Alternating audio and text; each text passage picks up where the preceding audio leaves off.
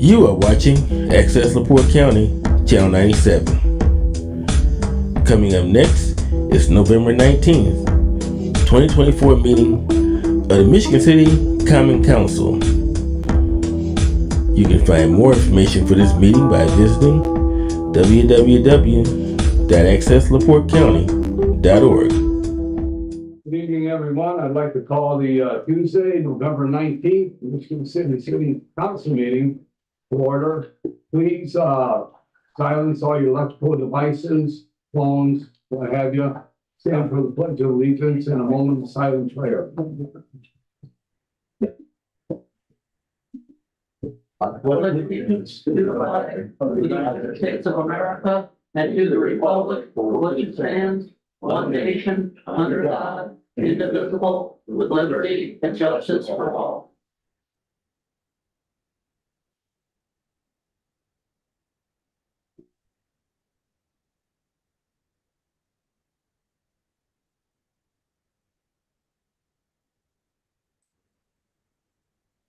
And Madam Clerk, if you would please, roll call. Mr. Bietri, Present. Mr. Coulter, Present. Mr. Dabney, Present. Dr. Cora, Present. Ms. Lee, present, Ms. Moldenhauer, Present. Mr. O'Nelson, Mr. Preslinski, Present. Ms. Tillman. Present. 8 present, 1 absent. And Councilman Nelson sent me a email that he will try to be here as soon as he can. He got tied up at work. Approval of the minutes from the November 6th meeting. Are there any corrections, deletions? Motion to approve? Support. Motion to approve by Councilman Cora and seconded by Councilman Dabney. All those in favor signify by saying aye. Aye. Any opposed? Minutes are approved. Reports of any standing committees, reports of any standing committees this evening? Having none. Finance Committee report. Thank you, Mr. President. The City Finance Committee met on today, November 19, 2024 at 6:01 p.m. We were all in attendance, so there was a quorum. The Michigan City Riverboat Boyd claims dockets for November 19, 2024. Riverboat Fund number 2235, $38,592.30. Riverboat EFT Fund number 2235, $0. Boyd Development Fund 2504, $0. Total claims $38,592.30. Those claims was for Reef and Riley for the pavement of Memorial Park parking lot. Also, there was a motion made by Mr. Bietri and a second by Dr. Core to accept the claims to be presented for approval by the council. Also, the City of Michigan City 2024 Riverboat Fund Statement of Cash Position. The fund number 2235 Riverboat ending balance was $1,668,639.46. Fund number 2236 Rainy Day Fund ending balance was $1,848,763.71. Our grand total ending balance for the fiscal year to date, November 30th, 2024, $3,517,403.17. Also, we did touch bases in regards to a couple of ordinances that will be coming forth this evening in regards to workers' comp of $200,000 for unappropriated to be moved into to increase accounts of the insurance worker compensation, and also regarding the refuse department, regarding work and things that have been done for $300,000, and those were addressed in the information that was requested from the prior council meeting from the council to the controller's office in regards to wanting to know what was those expenses consisted of for the refuse department to warrant or to justify the $300,000. And again, that was something that we should have, it would have been nice and should have, because it was an urgency to have done that as a second and third reading on that night, but tonight it's on third reading. Thank you, Councilwoman. With that being said, is there a motion to accept the claims as presented? Second. Motion was made by Councilman Dabney and seconded by Councilman Cora. All those in favor signify by saying aye. Aye. Anyone opposed? Claims are passed. Reports from boards and commissions. Anyone from any boards or commissions wish to speak this evening? Reports of special or I select. have my lighter. Oh, I'm sorry. No, that's. Go ahead, okay. Councilwoman Mullenhour. Yeah, these are some updates from the Sustainability Commission. And at our last meeting, we awarded the Nora L. Schultz Sustainability Tribute Award. And that was given to Rick Champala. And that's for him getting up at 4 or 5 a.m. in the morning during the summer and heading down to Washington Park Beach for a cleanup. Also, we voted unanimously to support a bill in the Indiana legislature for community solar. And this is with our partner Solar United Neighbors, Faith in Place, and the League of Women Voters. Also, I attended an all-day urban plan workshop on Friday. We were assigned teams and we each had different perspectives from the community that we were representing. We had to design a neighborhood revitalization with parameters and rewards. And my team actually maximized income for the city and profits for the developer, but it was really ugly, I'll have to say that. So we demolished one historic building. And my takeaway from this whole exercise is I really got an insight into everyone who comes before this city council with a plan, like the Homeward Bound Villages. Everybody has put in so much energy and time, and they are so serious by the time they get here to present to us proposals that they have. So what I'm going to do is I'm going to be much more considerate and respectful of their commitment. And I want to mention that Greg, Councilperson Greg Coulter had done the workshop previously, and he came to be a mock city council person to give us feedback and all of the teams that were a part of this on how we had done. So, and I took yours seriously. Ours was not walkable. It was shoppable. So thank you. Thank you, Councilwoman. Are there any other reports from special or select committees? Reports from the mayor or other city officers and departments? Anyone from any city departments want to speak this evening? Having none, Madam Clerk, our first petition before us this evening. Petition 903-24-1, Pyramid Properties, Inc., the Moore PUD and preliminary site, Plan US Highway 12/Moore Road, Michigan City, Indiana. I also we want to talk about on this one, done.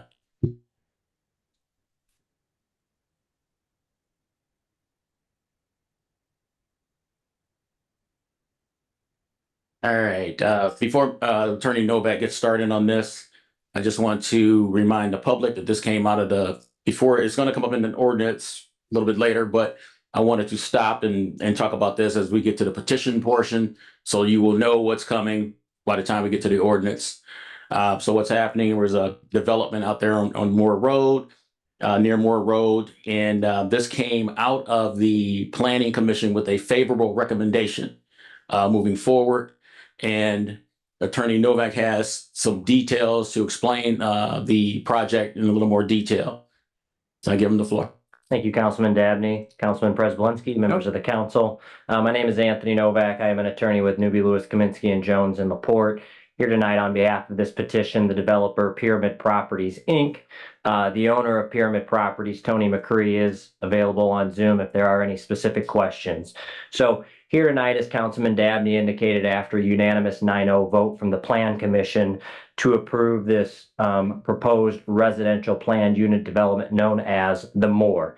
Through this development, the developer proposes to construct a residential development with 40 units on a property currently zoned R2A, currently 8.5 acres, formerly owned by St. Andrew's Episcopal Church, located near Notre Dame Catholic Grade School at the intersection of Moore Road and US 12, specifically Birch Tree Lane and Moore Road. As a result of this property's repurposing to a residential development as opposed to a tax exempt church entity, this property is now going to be on the tax rolls for the first time in 67 years. So whereas the last 67 years there's been no tax revenue, it's estimated for the next 67 years there'd be about $14 million in tax revenue from this development. Just a little bit about the project itself. The current R2A zoning allows a density of up to 68 units, but the developer sacrificed 28 units and is going to be building 40 units here so that they have a little bit more space. Project itself is going to be developed in 2 tracks. The first track will be closest to Moore Road, and that's going to involve the construction of a private driveway and 16 townhomes. The second track, which is going to be farther to the west, currently behind St. Andrews Village, will be developed in the second phase, and that would be 24 units that are going to be a combination of duplexes and 2 individual homes. The plan is to sell those at market price, though the actual price has not yet been determined until we figure out costs for infrastructure. We spent much time meeting with the city, different departments, adjoining landowners to talk about the development. In each of those meetings, the developer's objective has been to build this within code, except for the certain development standards that we're asking for, and that was approved by the commission. But with all other matters, stormwater particularly, we will comply. So when it comes to stormwater, there were some concerns about how that would be handled. I can tell you that we have engineers on our team, the city has engineers on staff, and the city actually consulted with an outside engineer to review our plans. Previously or currently, the property allows the stormwater to drain off-site. With the stormwater plans as presented, everything is going to be retained on-site. And then ultimately, the city's engineers requested that we modify our plans a bit to increase the size of the basins to account for larger storms. We're going to comply with every request that the city has made. So in conclusion, ultimately, what we're asking for you all from tonight would be approval on first reading of the ordinance to adopt this plan unit development. So I'm available for questions, as is Tony if you had more specific ones. Thank you. I do have one question, Mr. Novak, because I was watching the planning commission meeting, and the attorney for St. Andrews Village came up, and he was asking for the stormwater prevention plan, SWPPP, and I don't know how many times he asked for it, but it appeared to me that he never got it for him to review and the neighbors also to review. So Was there a reason why that wasn't provided to him? So I believe one of the main concerns he had was getting the stormwater report from Burke Engineering, which was Al Wallace that was there that night. We had just gotten the report that day or the day before. Skylar York confirmed that. And then attorney Steve Hale indicated that he would have no objection sharing that with that attorney. And that night he indicated that he would. I don't know if Steve ultimately did that, but Steve said that he would be providing that. Okay. Skylar's here, the city planner. Yeah, is there a follow-up to that, Mr. York? To make sure that that attorney gets that plan for them to review? Skylar, Director of Planning, the attorney was sent everything the very next day. We have shared everything. That attorney also alluded that we have not shared through the FOIA. We have given them everything that we have on record. Anything Attorney Novak or Tony McCree gave me, or what else? Al Wallace provided to me. It's all been sent to that attorney and been shared with St. Andrews Village at this time. And then as far as the SWIP plan, that plan would also be, it will come into play. The SWIP is a stormwater prevention plan. What that is like basically we call them the silkworms you see around that keeps basically stuff from coming off site during construction. That's what a stormwater prevention pollution plan is. That would come into play more at the time of actual development, but we're not at that stage yet. We're trying to get through the all the pertinent information with regard to stormwater and runoff and retention has been provided and been assured that it will be all retained on site at this time. But just Councilman Beatry? So the main entrance is gonna come off of Moore Road, right? No, the main entrance will come off of Birch Tree Lane. Actually, in meeting with Skylar's team, one of the main concerns was traffic and the current entrance on Moore Road. So that will be closed and there will be two entrances off of Birch Tree Lane. Oh, I'm trying to remember where that is. it's right next door. If you recall, the church had an entrance off of Moore Road. Right. During this process, when we first started, we did a review with our city engineer. And honestly, you've got an entryway and then a road. And it's really, those should have been spaced out a little bit more. We wouldn't do that nowadays. We would actually discourage that. So what we did was we asked Mr. McCree, the original plan was actually reusing that drive, the original drive for the church. Mr. McCree said, I'll do what you're asking me to do. He closed down the original drive. And actually, our city engineer would like things to come off that road. It just makes more sense to come off of Birch Tree because it's actually gets people off the road before they're making that turn. Okay. They're getting off and then slowing down to make a turn into it. And then also, you got to remember the Singing Sands Trail is going to come through there. So it makes sense to close down it. Closing down that entrance made sense for the trail access as well. Okay, next question. The stormwater, you said ponds, retention ponds. Yeah, detention basins. They're gonna be separate from the existing lake that's there? It won't feed Yes, into that? correct. So they'll do no bleeding from one to the other? I mean, I do not have the technical capacity to speak to that, but there are detention basins that are separate from that pond, correct? Okay. And that whole area is already served by Michigan City Sewer? It is served by a sewer and water. It does not have storm. That's why we have to retain everything on site at this time. Now, that being said, I do believe the sanitary district has authorized or is authorizing a study of a watershed study there, and that will be conducted, and that will give us some more insight into, because in all honesty, it would be nice to have storm down there. There is a little bit of storm on Lady Lane. We're doing some inspections to see where that goes. But right now, all of the storm for this project, right now it runs off. It's 3 acres that runs off right now. All that 3 acres will be captured on site, essentially, and not going anywhere off site at this time. So we're actually capturing more with this project than what's currently being produced by what's there now. But the sanitary district is already on board here, and they will be confident that the existing structure that's there can handle the PUD. It will be not. It will be built to the standards that Mr. Al Wallace and actually Christopher Burke Engineering, who, for lack of other purposes, basically wrote the book on stormwater retention for the state and many other states. Oh, yeah. They're very good at it. So I'm very confident that, and it wasn't Mr. Al Wallace that reviewed it. It was actually their other technical team. I believe they're out of Indy, that reviewed the stormwater plan for this.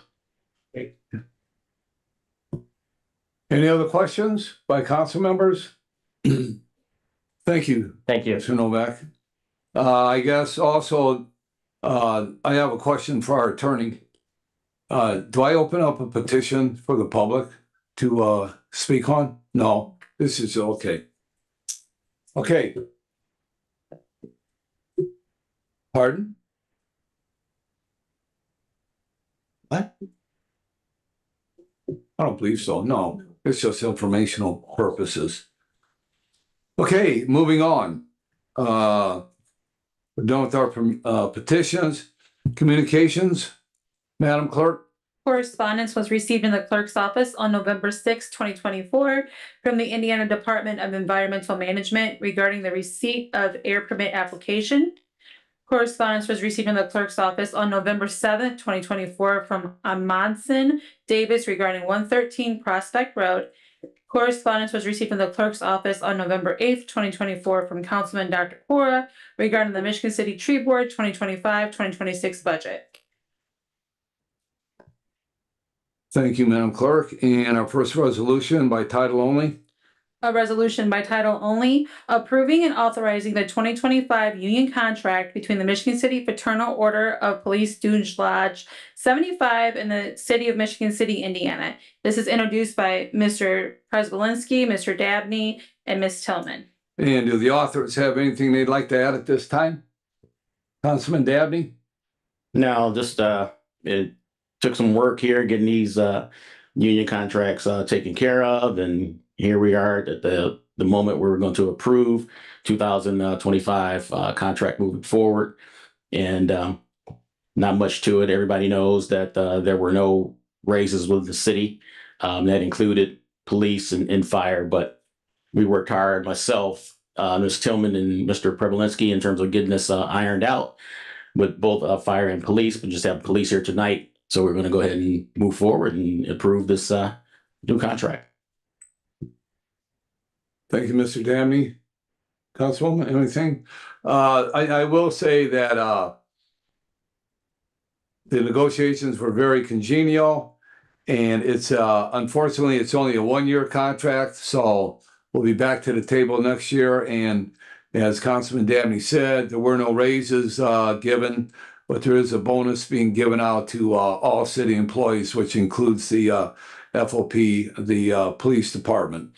Is there anyone from the public that wishes to speak on this resolution? Anyone from the public wishes to speak on this resolution?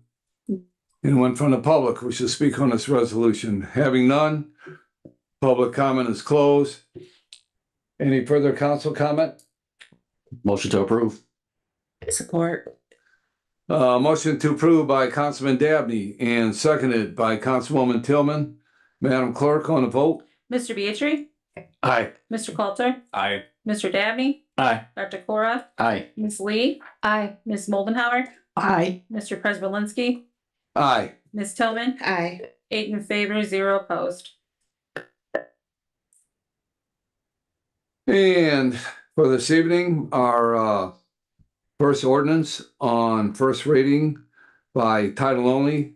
Madam Clerk. An ordinance on first reading by title only, approving additional appropriation in the budget of the Refuge Fund for payment of workers' compensation claims.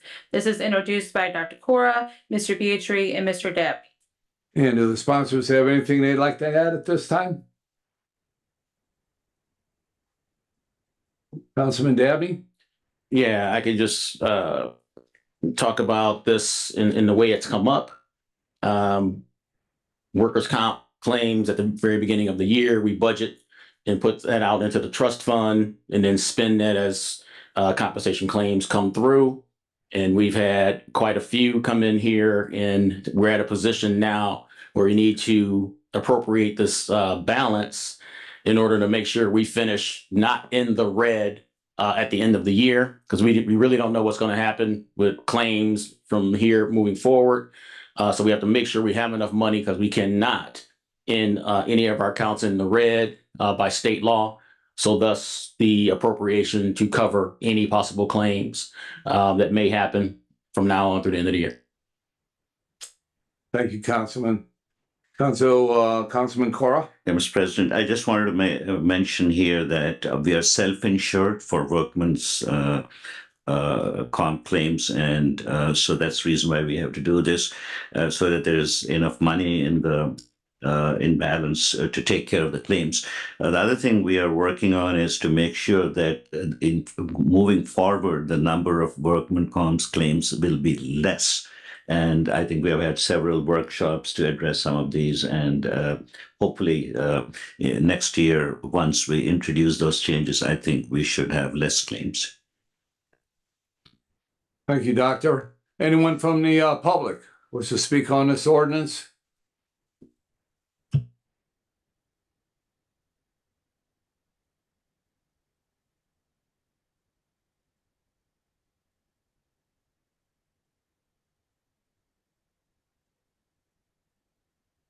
Good evening, Council and the public. Paul Prespolinski, 1716 Washington Street.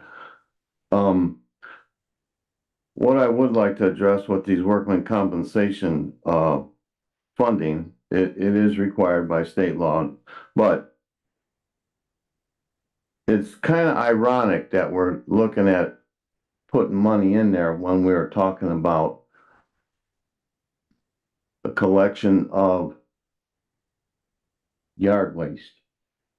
And that the discussion came up about giving toters to homes so that they could be loaded on their truck or picked up with a one-armed bandit, as they so-called talk about that truck.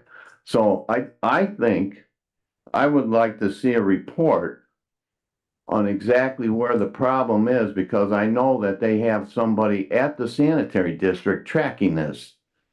And before you pass this, and before you adopt the other ordinance, that you see where the problem lies. If it is the problem with the yard waste, because I know that Mr. or Director Carter talked about the problem with garbage cans and this, and then at the last meeting, we had an example here, and I didn't really get the point of why we're not giving them to people and getting that truck adapted with a hydraulic lift to end some of these claims. Did you ever try to lift a 30-gallon can that might be partially loaded with sand and grass that's wet? Let me tell you, it is a feat when you're making pickups, and I think that we need to do some critical analysis on what's going on here. I'm not complaining about spending that money, because that's just a fact of life, but we need you guys, we have been discussing this whole big picture about the problem. I think that there needs to be some more discussion on it. Thank you.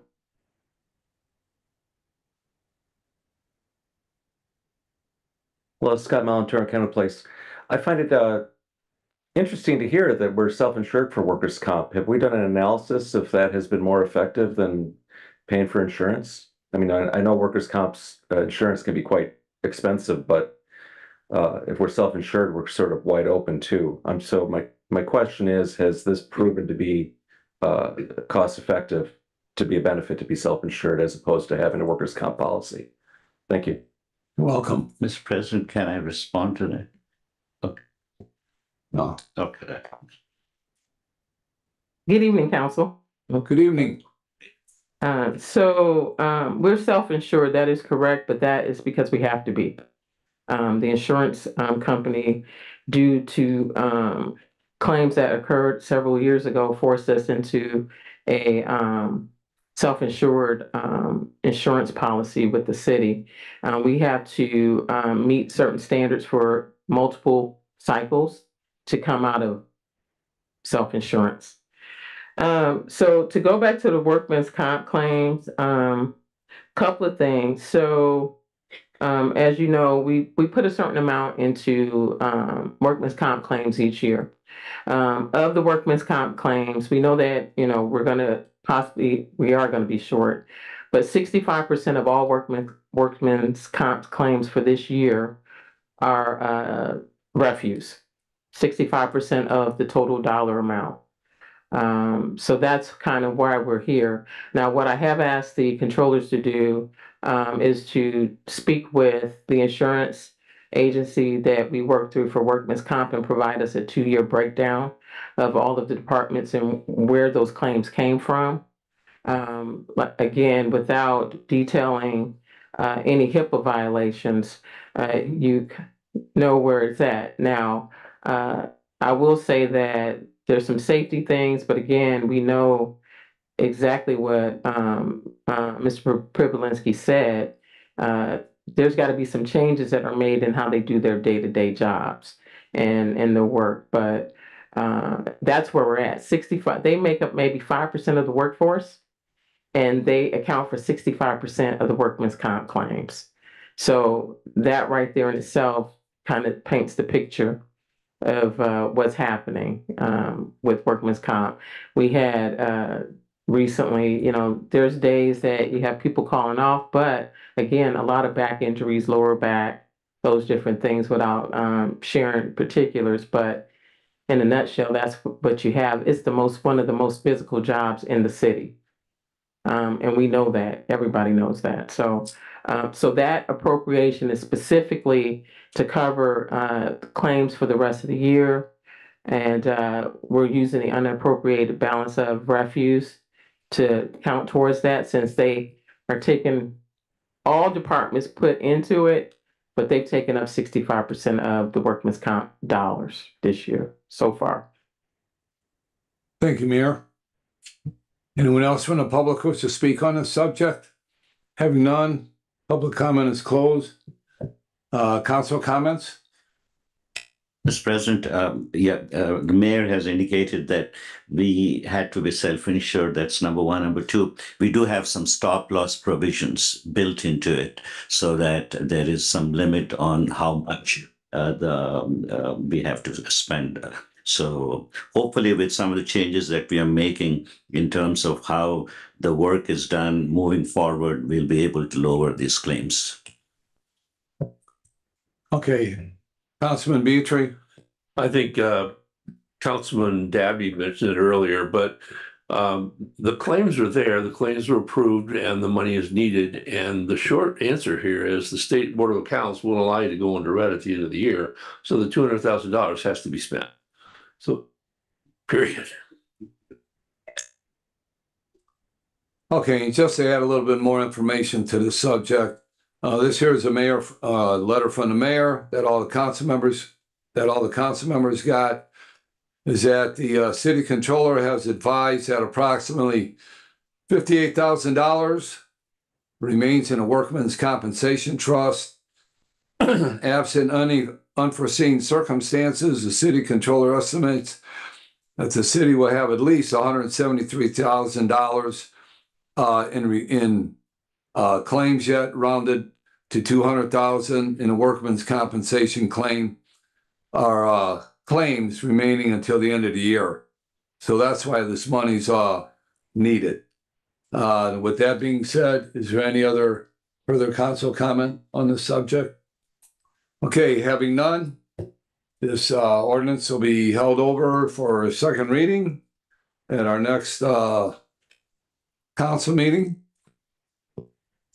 Moving on to our second ordinance this evening on first reading. Madam Clerk, by title only. An ordinance on first reading by title only, an ordinance of the Common Council of the City of Michigan City, Indiana, approving the Moore Plan Unit Development, introduced by Mr. Dabney.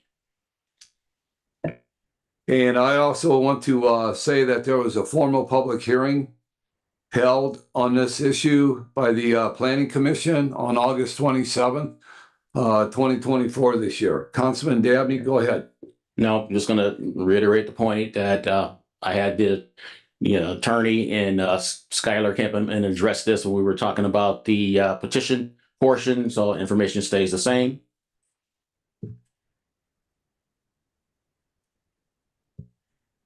Okay, thank you, Councilman. Anyone from the public wish to speak on this ordinance?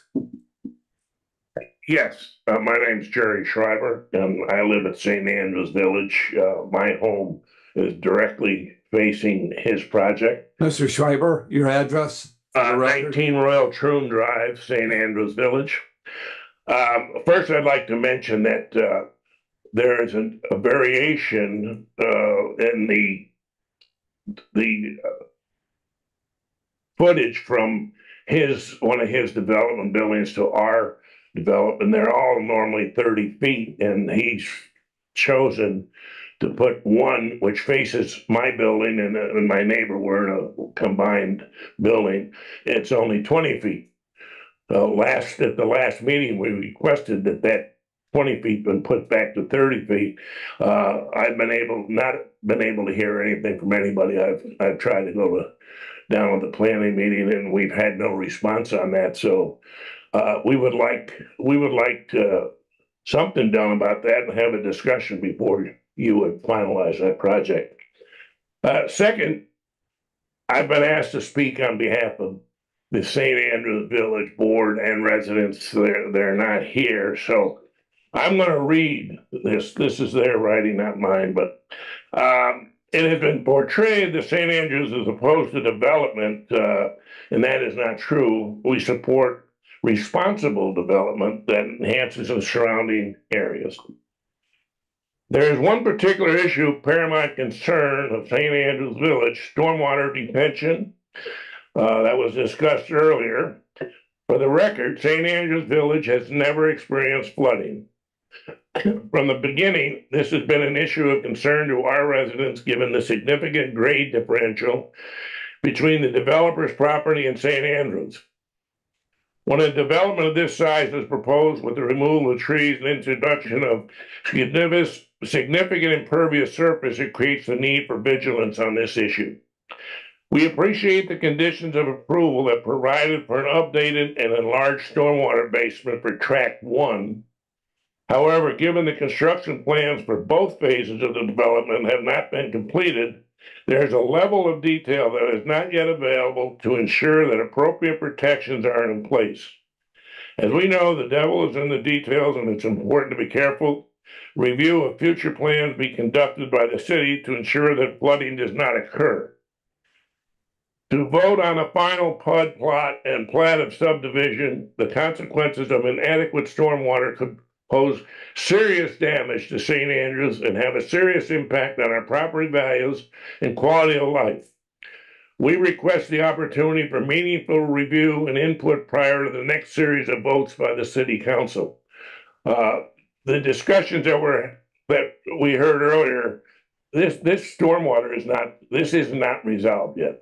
Until all the construction drawings are done, that's when we'll know what really is going to happen. So we want to make sure that you have that in mind as you follow the path on this project. Okay.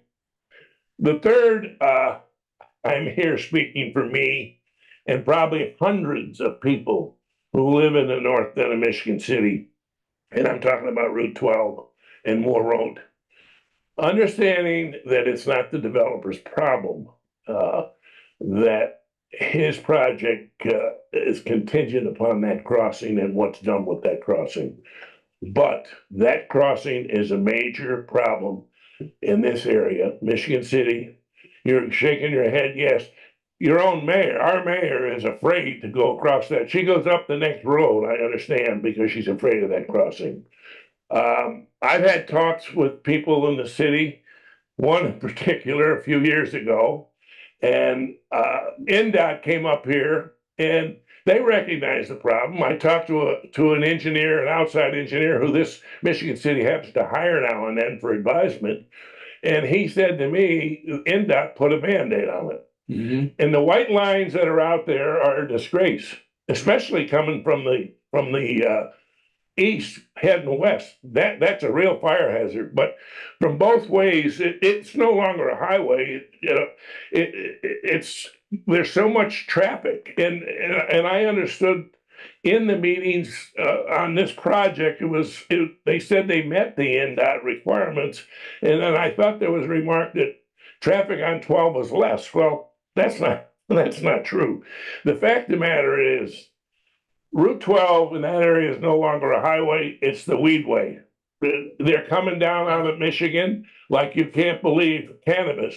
There's got to be a dozen places up there, and they're flying through there, not to mention the summer traffic, and in the winter, the Notre Dame school, that traffic, you've got all northern Long Beach, Sheridan Beach, or Shoreland Hills rather, Birch Tree Farms, and to add 60 more cars, and I'm taking 40 units and saying 60 cars, to add that to that mess is not in our best interest, because it's going to happen. Somebody's going to get killed there. There's been accidents, but I've almost gotten twice. It is dangerous, and you talk to anybody, I've not seen NDOT do anything. Now, it's interesting, NDOT is having I don't know who's aware of it, but here, from 5:30 to 7:30, they're going to be here Thursday night. Yeah. They're talking about their white lines and stuff like this, but the fact, I've been here 60 years, and NDOT does not want to spend the money. It's plain and simple. It's not your problem, but it is your problem because you represent us. And we can't, how we get to NDOT to make this crossing will cost money. Because it has to be similar to what's down at Carwick Road, not down what's down there with the old coal chute. That's simply coming up and down a hump and right on the highway. That's not a good, what we have up there, we need the same as Carwick has. Carwick has heading south, I believe there's 4 lanes, 3 lanes coming this way. And to do this, they have to raise Route 12 a couple of feet. They have to buy some property. That Mr. is Schreiber, could you summarize? I say to let any project be built now until that's resolved I think it's not in our best interest. Safety. Yep. Thank you. Thank you, sir.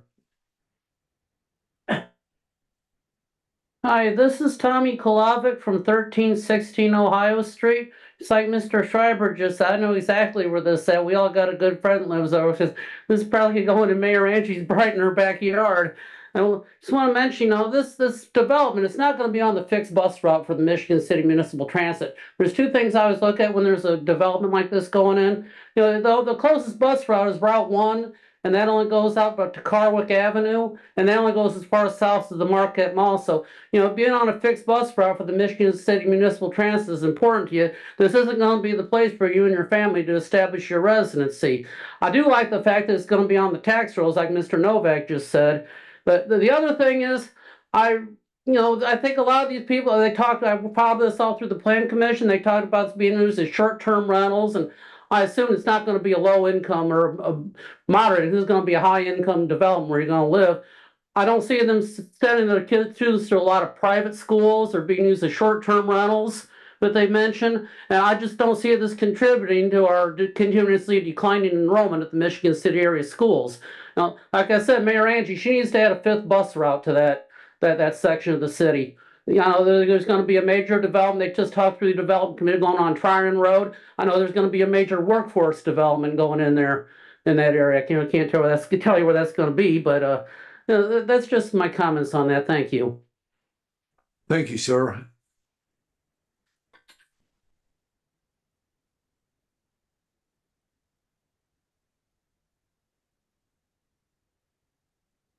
Hello, Scott Melanchon, Kenwood Place. I'm 100% in favor of this development. He's gone through every planning hoop that he's supposed to. He's down zoning from 68 units that he could build per right to 40. This is a substantial reduction in potential density. I was here for the engineer's report of the water runoff. The retention ponds are going to be, I can't remember the exact number, but they're oversized at 125 or 150% of the requirement. It's well in excess of 100% of what's required. He also indicated there, as was spoken earlier this evening, there will be less runoff after this development than currently exists from the site.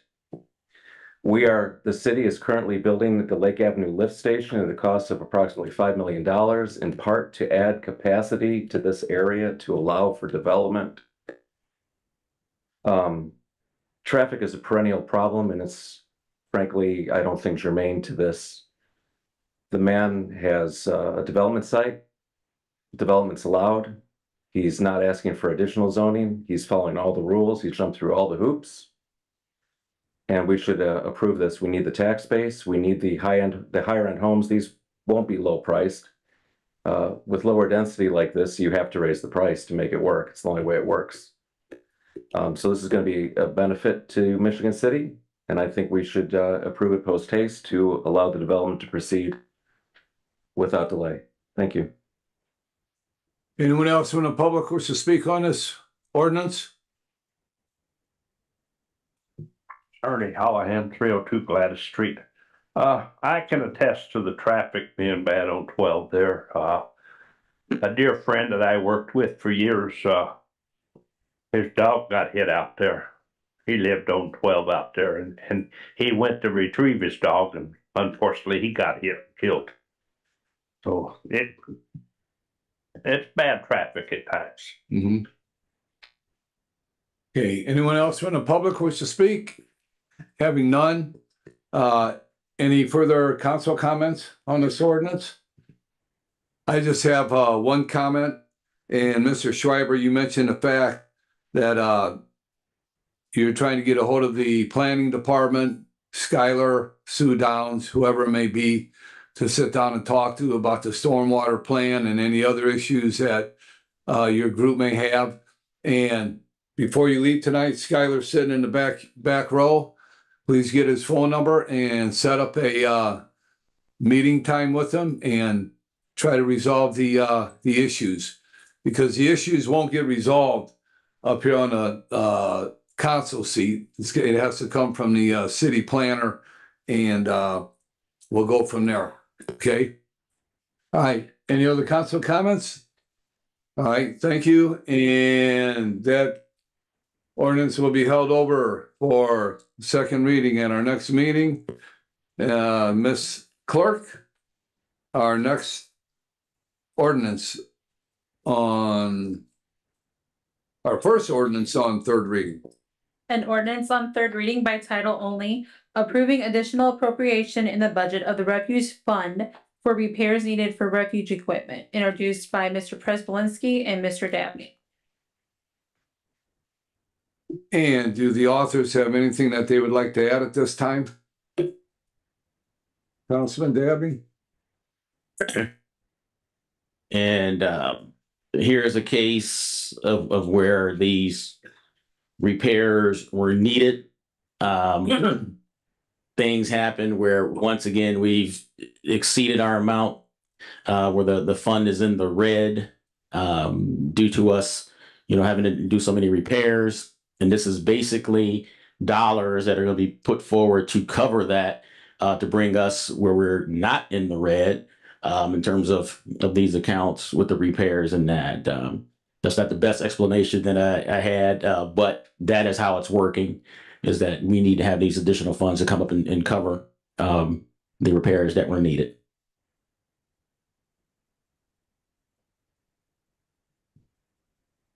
Go ahead, Madam Mayor. Well, I wanted to make sure I cleared up a few things. So, and I did send all this information to you all.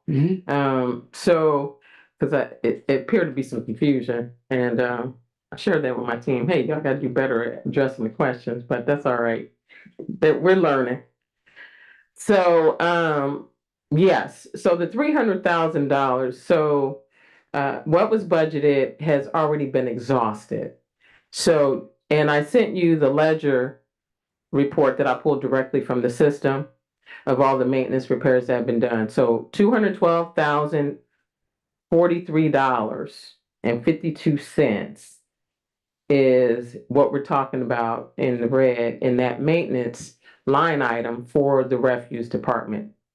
In addition, we have our director of central maintenance here. So in 2024 so far, they've paid $23,479.02 on behalf of the refuse department that we need to give back to them. And let me say that that money were invoices that were from 2022 that hadn't been paid, invoices from 2023 that hadn't been paid, and then a few invoices from this year that they had to pay. So these were all paid this year, though. So you add the $212,043.52 and the $23,479.02. That's why we asked for the $300,000 for any additional maintenance items that will come in. Also, what I sent to you was a list of the trucks and the replacement. I sent that in email to you. And that was about the grant that we received and which trucks will be replaced through that grant. Like, we've already budgeted for next year 3 trucks. And that was a part of a Drive Clean Indiana grant that we received. So there's a replacement schedule for 3 for next year and 2 for the following year.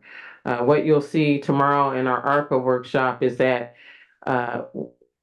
we hope to get There is a truck that's waiting and ready that the city of Hammond went through the process and they mistakenly ordered one too many. One too many. That's sitting there. So hopefully, as we go through that process with ARPA, we can figure out a way to get that truck is waiting on the lot, ready to go. So that detailed ledger I showed you or sent to you, that report, it's all of the maintenance that's happened over the year. It's a lot. So we know that we got to replace them, but these trucks are $300,000. I'll give this to you. I sent it to you in email, but Okay. you can have that. And but that's what this money's for. It's for money that's already spent. It's not for money that, that ongoing and all of that. This is stuff that's already happened and occurred. And I just wanted to make sure we cleared that up. It's in the red already. So by $212,000. So that's where we're at. So if you have any other questions, anybody, let me know. No, thank you, Mayor. No. Okay, I'll open it up for public comment. Anyone from the public wish to speak on this ordinance?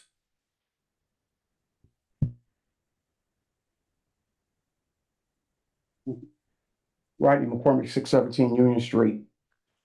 Past administrations have purchased vehicles that really don't make sense if our maintenance department can't work on it.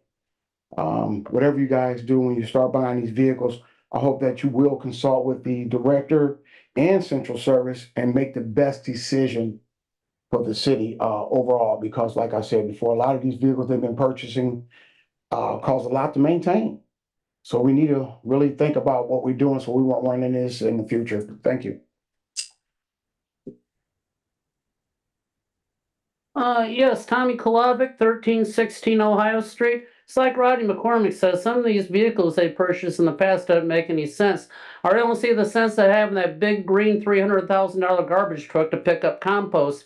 I actually Googled in compost pickup truck, and you actually get a dump truck, like a dump truck, and put it in the bed of a pickup truck. And it's got a lift on it that you can lift the cans into the bed of the dump truck. And you don't have the CDL to drive. You just be a two-man operation. They can take turns. One person driving the truck, one person picking up. So, that's just my thought on that. I don't know whatever happened to that green dump garbage truck we used to have. I don't see it on the streets anymore. It must be broken down. Well, that's it. Anyone else from the public wish to speak?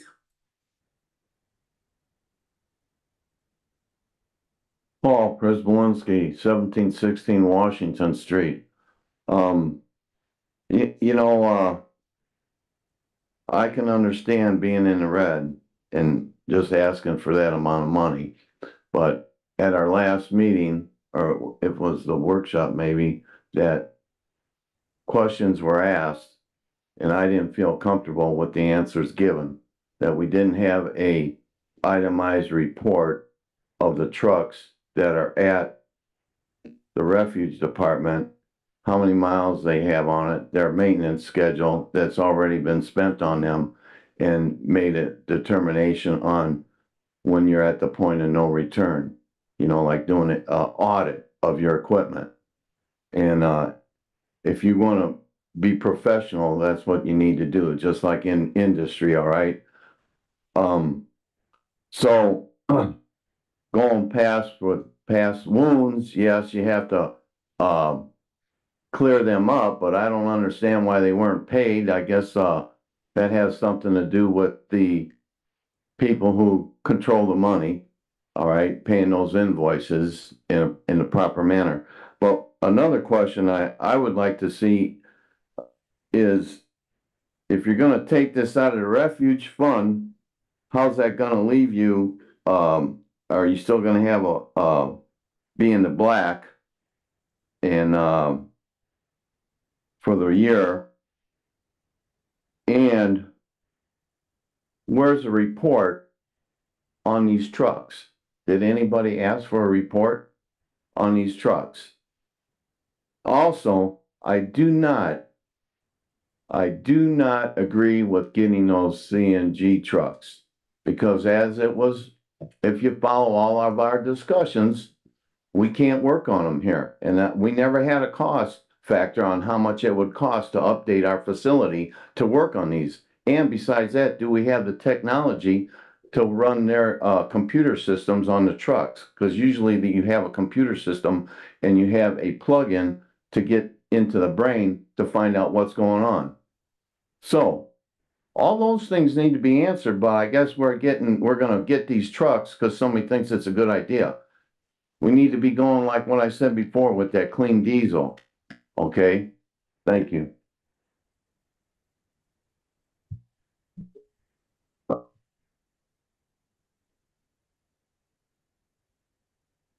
I will add, because he made some great points. So we have met with some state officials about creating an opportunity for a grant for I guess we would call it a truck center of some sort, and training and all of that for the CNG. I know Mr. Garbacik has been participating in it, as well as Josh Barnett and Chris Carter. We met with them in my office as we talked about the grant and what would be available, because there is a concern to make sure that we have people who actually can do the work. Another piece of that, we do have a few diesel. I did go over to the operating engineers training facility about a week and a half ago over in Illinois, and talked about training for our mechanics and what we could do into the future to make sure that they had proper training to continue to work on our vehicles. So those are things that we are looking at.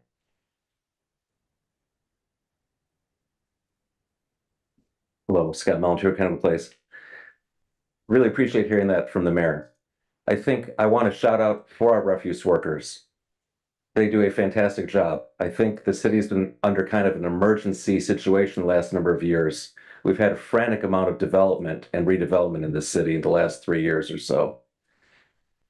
It's beat down our machines, it's broken down our guys, and they've done a great job keeping up with it.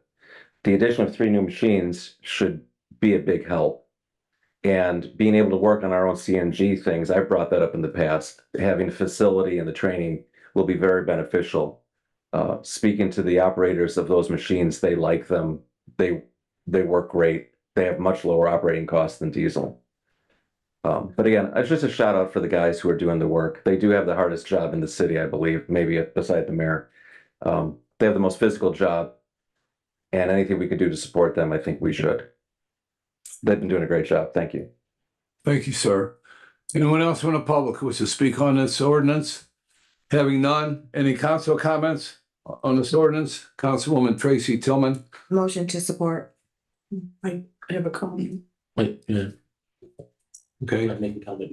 Yeah. Comment. Okay, there was a motion by Councilwoman Tillman and a seconded by Councilwoman Mullenhour Now I want to make a comment. and Councilman Dabney. You have a comment? No, I'm the comment. I was going to approve or second the motion, but she had a comment, so I was going to second the motion to approve, but she had a comment, so I pulled back to not second and let her have her comment, then I'll second. Okay, are there any further council comments on this? I have one here. Okay, go ahead. Thank you. I just want to emphasize that our fleet is in such bad shape because of the last administration that wasn't really paying attention to it.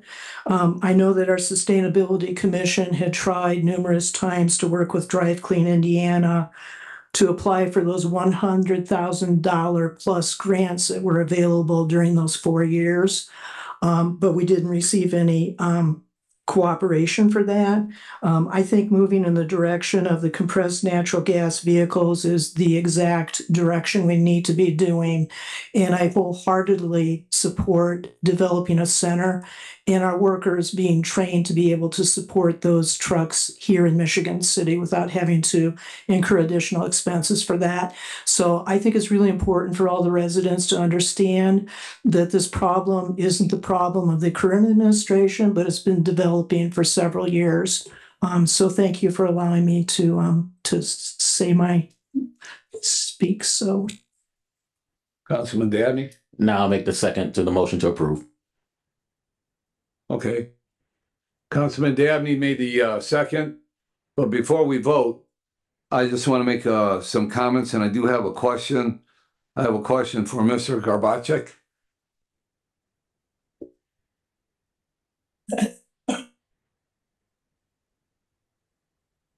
Good evening. Good evening.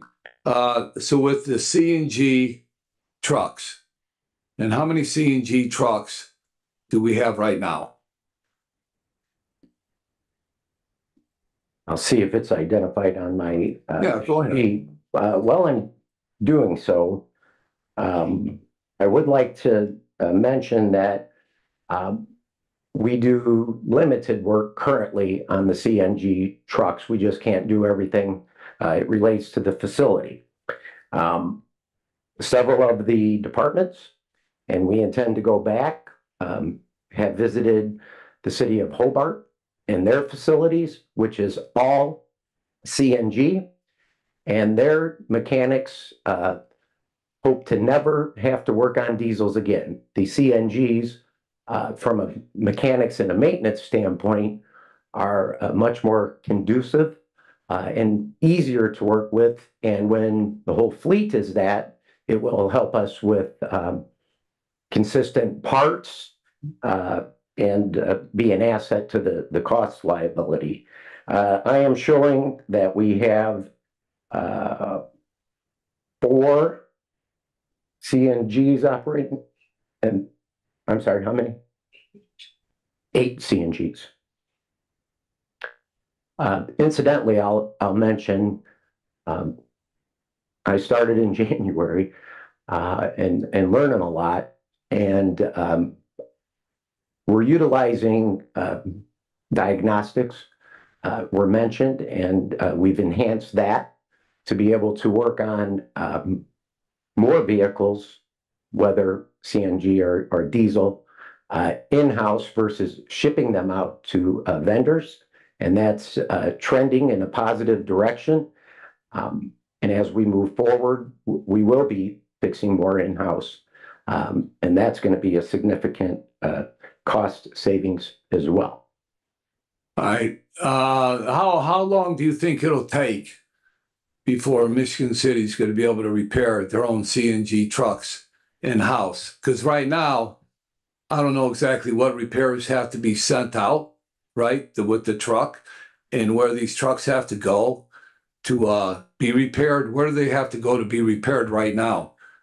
We send them to a variety of vendors, but to answer that question, the biggest item that is needed for the facility has to do with ventilation and having proper ventilation. So I don't think that it's going to be anything that is crazy extensive. It's just that currently our current facility is not set up for that.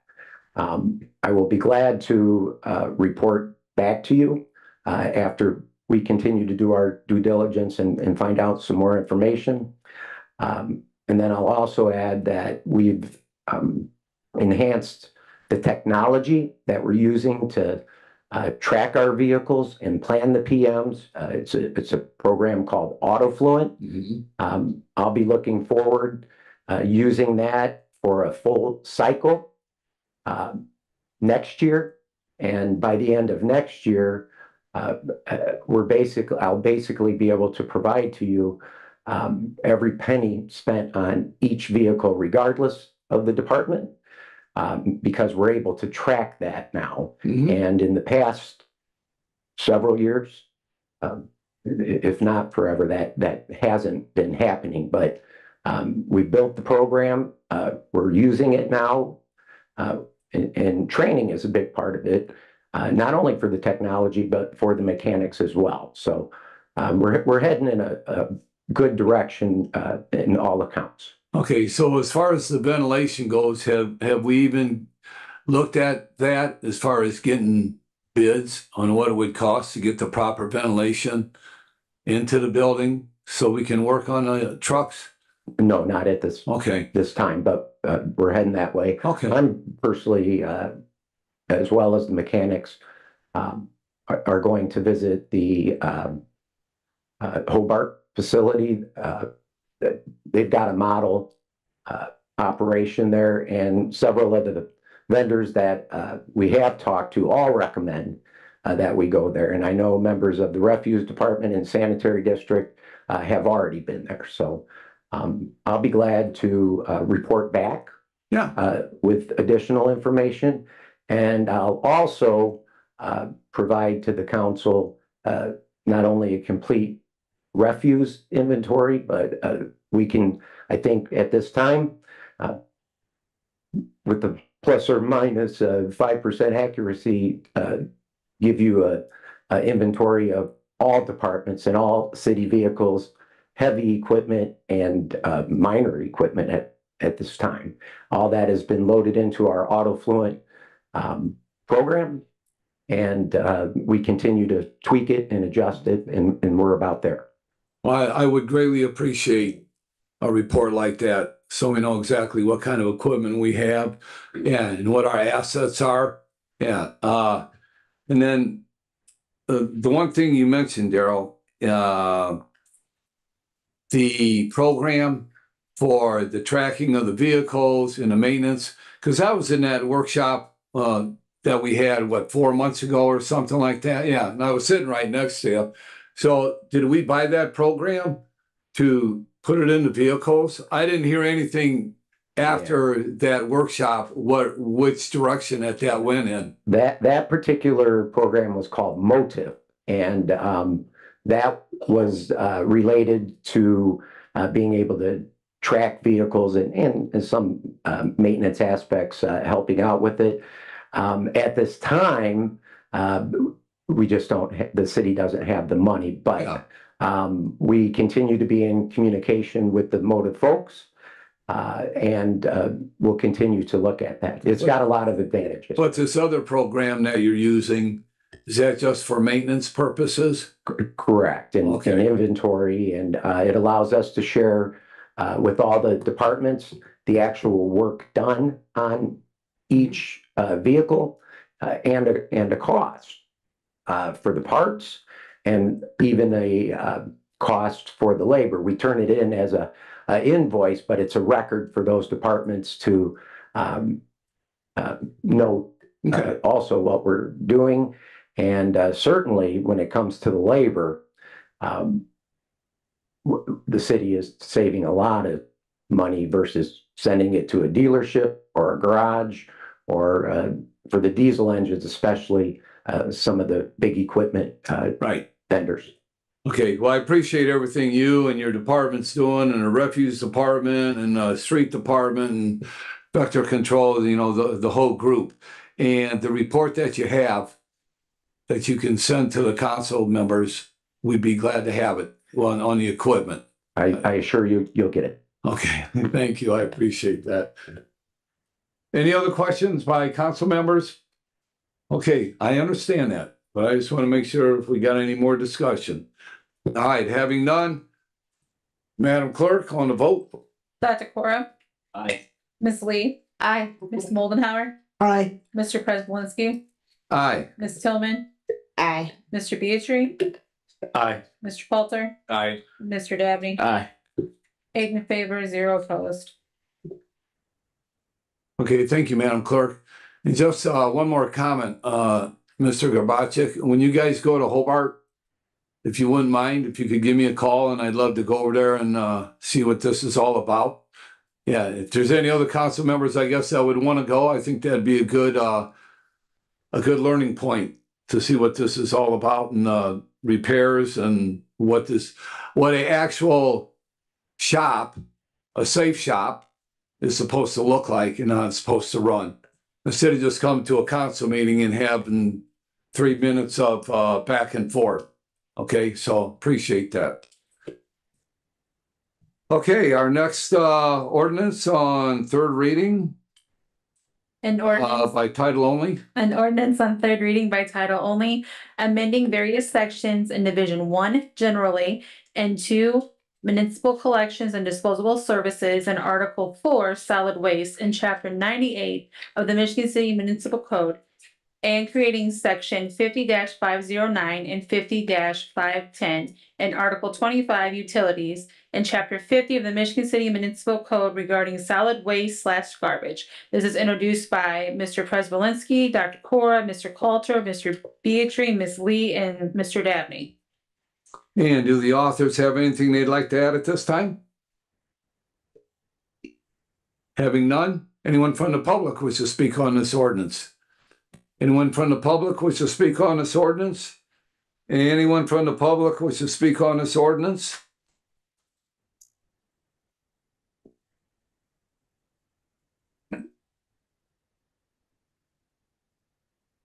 Paul Prespolinski, 1716 Washington Street. As you know, I have been following this very closely, and I wanted to relate to section 50-510, special pickups, section A. 3 tons and over. I'm not going to read it, but do you know what 3 tons are? 6,000 pounds. No way should we be picking up 6,000 pounds. That should be a dumpster there. Now, when it comes to homeowners, that's section B. That it's 1,000 or under 3 tons. So I could have 4 tons, all right, without a dumpster, or 5.5. But who's measuring this? You see, all the point I'm making is this. I don't think you're at the point to pass this yet. I really don't. I'm not telling you what to do, but I think there's some big holes in this. One other hole is this: you don't address businesses in the big picture on how they keep their dumpsters on their property, and given that they have to have a hearing if they say they got a hardship to have a rollout dumpster, because we need to eliminate this on all these, not just rental places, businesses, wherever it is. They need to take care of their own garbage. We're not there yet. It's not described at all in this, on this revamp. And the reason I say that is you can go to an alley, you can go to a bunch of businesses on Franklin Street. You know, I'm cited if you don't keep your garbage cans a certain way and that. And I came out of the house the other day and there was stuff spewing all over the place on the other side of Franklin Street. Now, I don't know how it happened if people were digging through the garbage, but that it needs to be contained like everything. Why is South Franklin Street different than Midtown? Can you tell me that? You guys aren't there yet. You need to look at this some more. You got plenty of time and do a complete massage of this whole ordinance that hasn't been done properly. There's been attempts, but it hasn't been done completely. Thank you. Thank you, sir. Hello, Scott Mallon, County Place. I'm gonna have to agree with Mr. Paul Prisbilisky that I think this should be tabled for the moment. There are too many wholesale changes taking place at once. I think we should go after the low-hanging fruit like businesses. The apartment complexes that we pick up for, which are addressed in here because now it's apartments of 3 or more units need to have their own waste hauler. Before we change the entire code for every person in the city, I think you'd be better off, in my opinion, just going after the low-hanging fruit. We've gotten away from citing people for waste problems. That's a way of raising revenue. A lot of the complaints vis-a-vis landlord-tenant cleanouts and so forth, that's just having too much garbage that doesn't fit in your can. That's a citation. I actually don't think you can differentiate garbage based on the tax rate that the taxpayer is paying. Because I will point out again that rental properties pay double the tax rate of an owner occupied property. I would encourage you to table this. There's a lot of good changes in it, but there's still questions when it comes to the yard waste, which is part of this. We've had the presentation that we're going to go to the toters, but then we had an amendment saying no, people can still keep up to 4 of their own cans, which doesn't fix the problem of workers' comp claims and our guys having to pick up barrels. I know that there's a good effort here. We're trying to be efficient with the city's funds.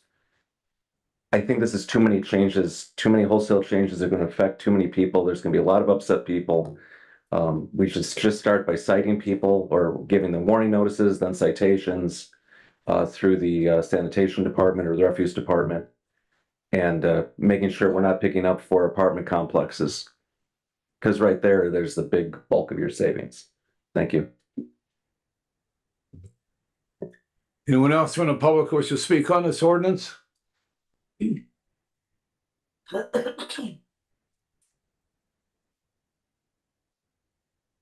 evening again. I don't totally disagree, but we have to start somewhere. We tried this last year, and now here we are again. You have to start somewhere so that we can give people proper notice. January 1st is where we were asking for this to go into effect. And I understand a lot of changes, but we've had multiple workshops. We've tabled it. You still can amend it. You guys still can amend it. There's no reason why you can't. I think we need to start somewhere. Had a team meeting with the planning department and code enforcement today. We're going to be doing some roundtables for people to come in with all the issues with code enforcement and all these other in the planning department. I told them get ready to get darts thrown at them because we got problems, right? But garbage, I've shared a lot of data with you all. And it's one of those things that we have to start somewhere, create a baseline, and what doesn't work, we need to come back and fix it. But we got to start somewhere. We can't keep kicking the can down the road, trying to each year rehash it each year. We know it's a problem. We know there's some, things that can be changed. But that's what we do. That's what we've done as council people. We come back, we amend it, and figure it out. So I fully support what we've done. We've had multiple workshops. We provided, information on what other cities are doing.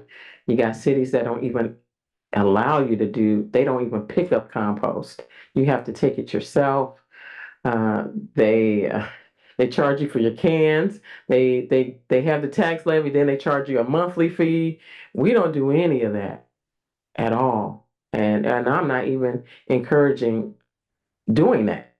I just want us to start somewhere with the legislation to figure out how to solve some of these items so that we don't have to get to that point. So that's where I'm at. This is about not only protecting our work. It's really about protecting our workers, protecting the residents, protecting our equipment, all of those things. That's really what it's about. We are taxing our equipment and our people. So I'm fully in support. It's just, again, if we want to keep kicking it around, we'll be back here next year this time. So thank you for your time.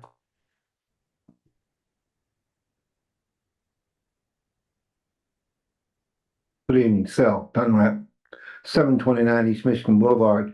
I'm in favor of you taking some type of action on this, as the mayor has just suggested, with the opportunity to address other concerns that feel need to be included in this through amendments. I didn't speak on the compensation issue, came in during the middle of that. For what I got out of it, there are so many people being hurt with the refuse department as a result of picking up stuff that they shouldn't. I watched a guy by the name of James come over to the Hope Center to pick up some cans that had been loaded with yard waste. A real conversation with him about it. You know, he's seasoned, he understands. Our guys get hurt by not really understanding how to negotiate those items. In there, as I was telling him, we need to have some type of a serious training for everybody coming on board to understand this is how you deal with this stuff. And I would appreciate you accepting the mayor's suggestion. Go on and vote on it. As I said, and she pointed out, we can go back, revisit it, add additional strength, fill in the voids that need to be addressed, give more people an opportunity to participate in the final product here. Thank you. You're welcome. Anyone else from the public? Mr. Carter?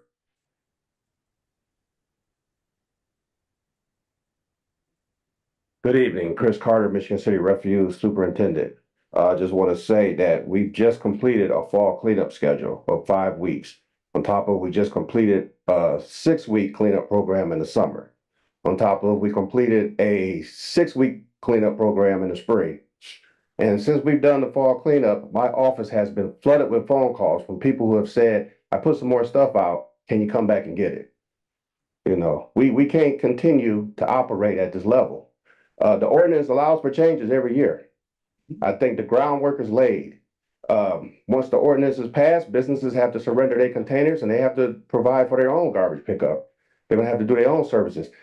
I will interject, if there is nowhere for a business to put a dumpster, they'll get toters. They'll be charged after the third one. So, I mean, let's do this now so that we can start getting people on board, like you're hearing. We understand we got to do workshops. We got to get people trained. We got to start educating people. You know, it can't be, I got to throw it out on the curb. That's unsightly in Michigan City. You know, I had somebody call me. I got a bunch of furniture out on the curb. When are you going to come back and get it? I was like, well, we did fall cleanup. Oh, no, but I put some more out there. You know, my guys can't continue to function at that level because now that's another service on top of we trying to keep up with the day-to-day garbage. You know, and that's what's damaging the trucks is when we tried in the past picking up all the furniture and keeping up with that volume of garbage. So, I mean, let's do this now. And like I said, we can all sit down, we can reach out to the community and have workshops and educate people, talk about the importance of recycling, because that's also important as well, that we need to address that more. You know, there's a lot of opportunities for recycling and maybe in the future, even some more opportunities to do different recycling programs. Thank you. You're welcome.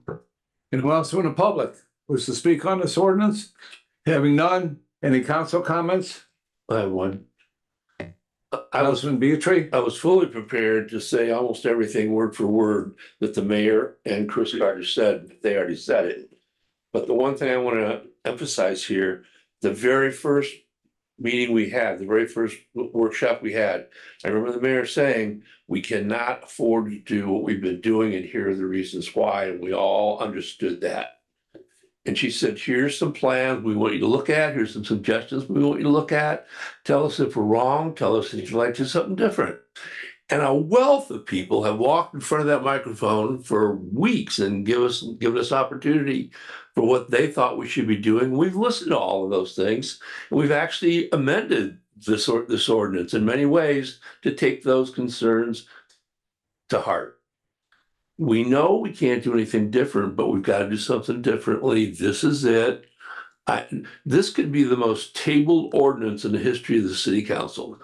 I don't want to table this thing again. We need to vote yes on this and get it on the books so everybody gets familiar with these new rules.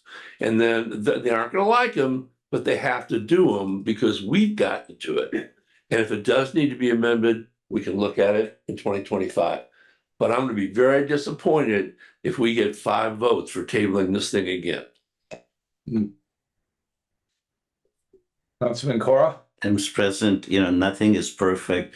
We always start somewhere and then we, maybe after the first quarter of next year, we'll get some feedback and then we're going to tweak it if necessary. Councilwoman Tillman? Well, Mr. Beatrice, motion to support. Second. It's always good to have a little humor. All right, Councilwoman Tracy Tillman made a motion to accept and seconded by Dr. Cora. And if there's any other further council comments. Yeah, I have mine. Okay, Councilwoman Mullenhour. Thank you. It's not that I disagree with what Mayor Angie said and Mr. Carter, but I do have a philosophy that I think we need to keep in mind from this point going forward.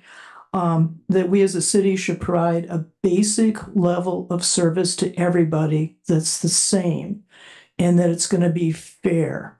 So I believe every resident does deserve to have one trash bin to put their things in. And I believe if they're recycling, that should be all that they need. But for those individuals that require 2, 3, whatever, they should be required to pay for those. $10 for each month, $120 for the year. And I tried to get that amended in last time, but didn't understand the rules correctly. So I do apologize for that. But I think we need to be equitable about this so that people really understand what's at stake here.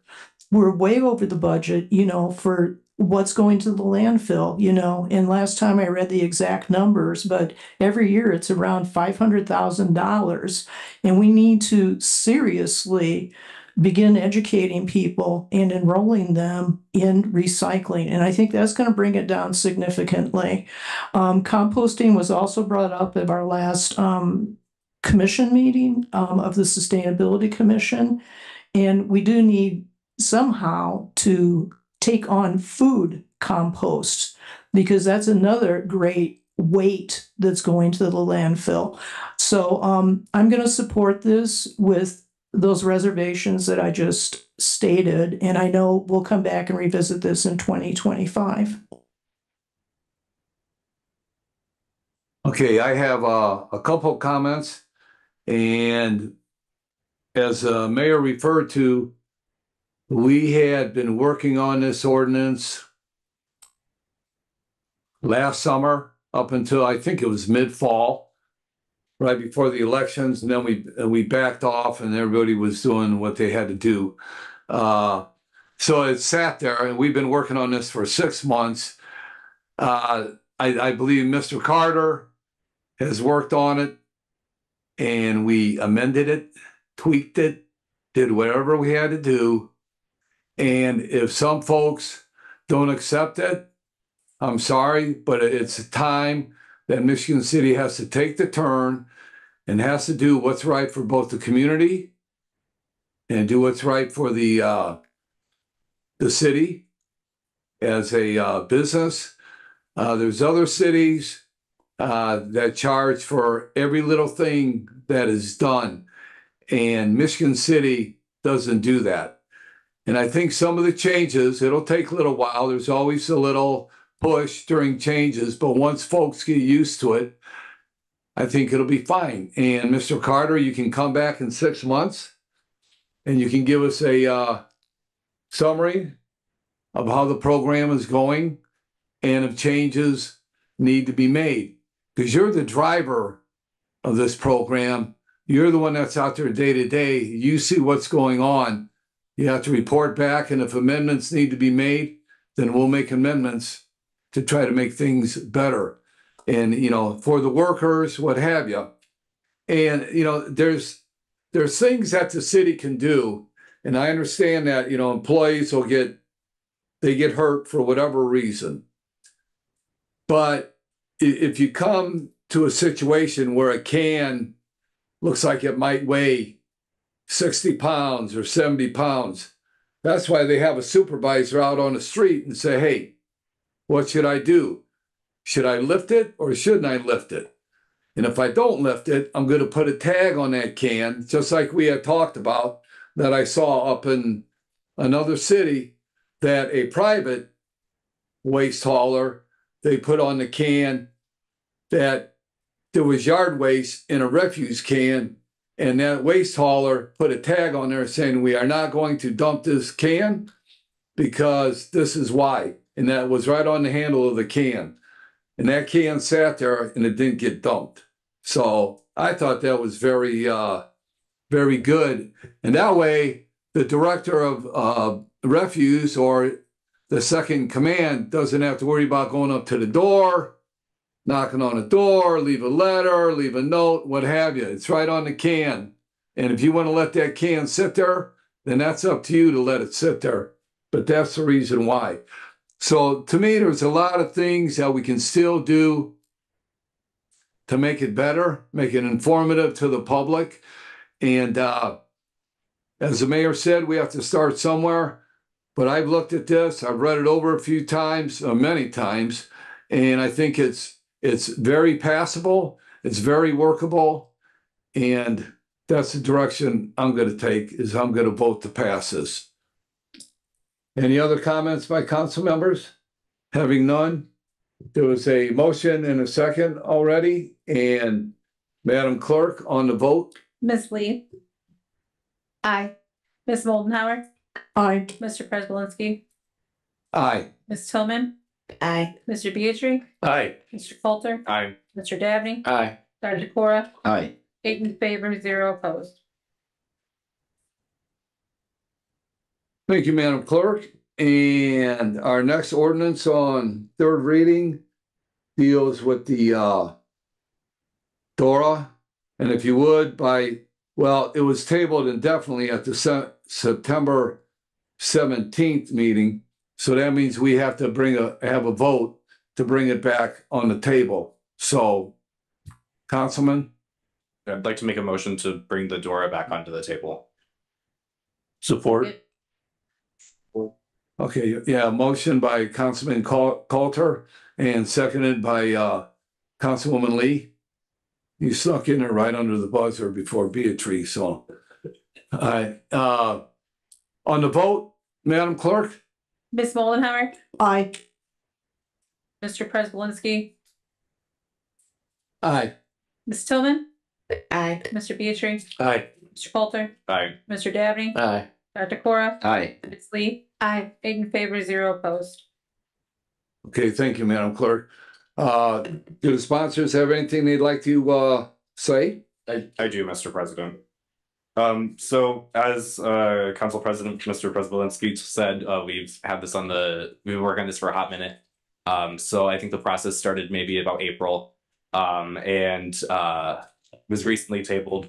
So just to review what the DORA is, in the simplest sense, it allows businesses to carry out alcohol containers.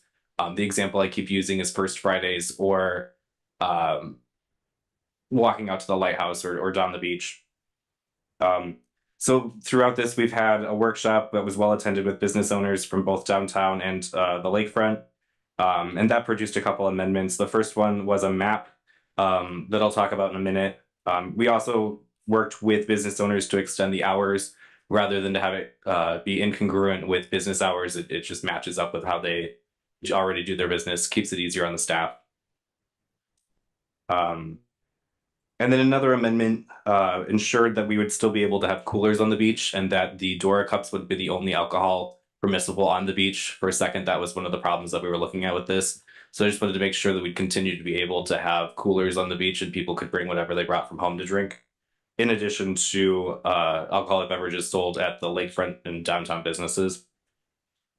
So like I said, I wanted to come back to talking about the map really quick. The one that the council was provided in their mailboxes this week still shows that you're able to walk down Lakeshore Drive with a DORA cup, and that is not correct. So when you look at Exhibit A inside the ordinance, about halfway down, I don't know if you guys can see on my paper the thin line, but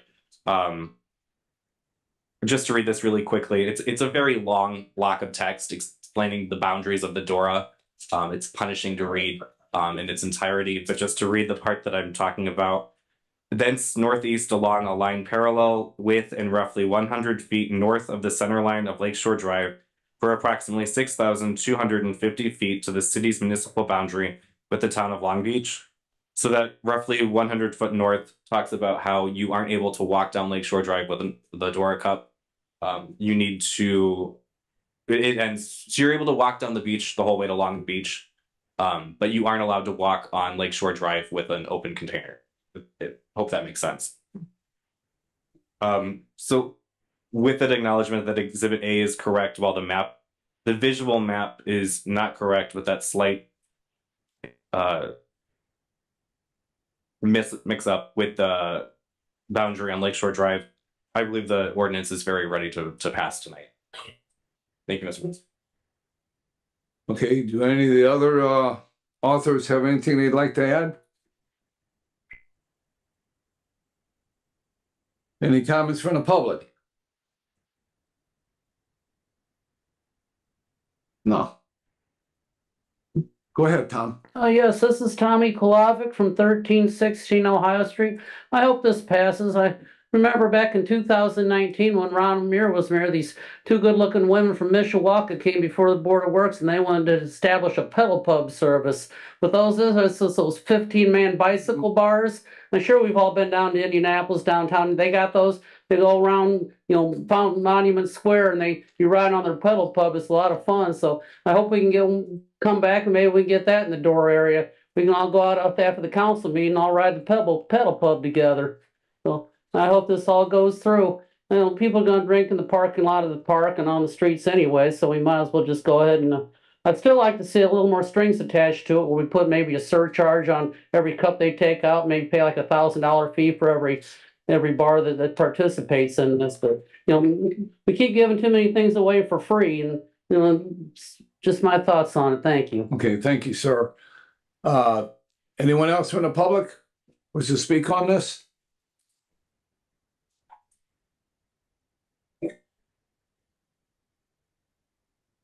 Rodney McCormick, 617 Union Street. I don't know how this is going to turn out, but I'd like to hear from law enforcement how they feel about people walking and drinking too much or get drunk or whatever. I guess there's some good things out of it. I guess I don't know.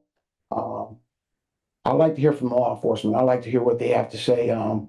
We still have a public intoxication. If you feel like officer feel like you're in harm, you might harm yourself or others, you go to jail for PI, right? But I just like to hear from law enforcement, and I would like to see it concentrated to a smaller area, and see how that works out, as opposed to just going all the way out to the beach, being drunk. Alcohol, water don't go together. I don't think that's going to work, but let's see. Thank you. Okay. Hello, Scott Malintour, Kenwood Place. I'm generally in support of the DORA ordinance. I've spoken in support of it in the past. My concern is somewhat similar to Mr. Kolovic's in that we're incurring costs of signage, enforcement, but we've not raised any additional revenues for it. I mean, theoretically, our vendors can sell more drinks, which is beneficial to them, and I support that. Have we standardized the cups yet? The signage, how we're going to mark the boundaries, and the waste disposal. So maybe $1,000 to join the DORA Alliance is too much for but I think we should have some revenue raised to go along with it. Otherwise, we're incurring additional costs. And I'm not sure what the benefit the city gets. But again, I'm generally in support of this. It's just, I don't know if we can't make it better for us at the same time. Thank you. Good point. And I support the DORA. I will say that I would like some revenue out of it, though, if we could figure that out at some point in time. I don't think that's a bad idea. But other communities are doing it. I know several of you have visited some locations. I've spoke to other mayors, and it's working. Several have passed over the last year. I think if it becomes a problem, you revoke it. You take it. It feels like this is a pilot in the making.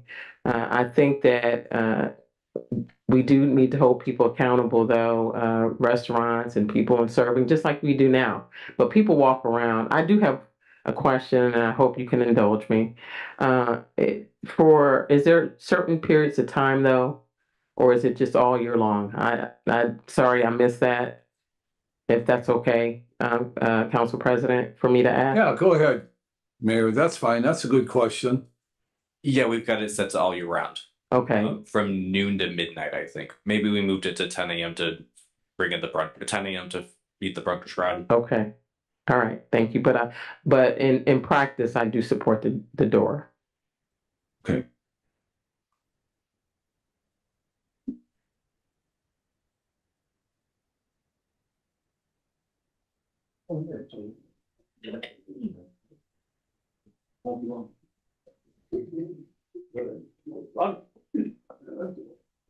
Marty Corley, Chief of Police, Michigan City Police Department. I did speak with Mr. Coulter prior to this and see no problems with the door, so we're in support of it also. Thank you, Chief.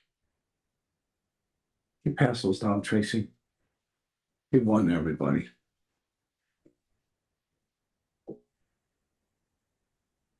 Paul Prespolinski, 1716 Washington Street.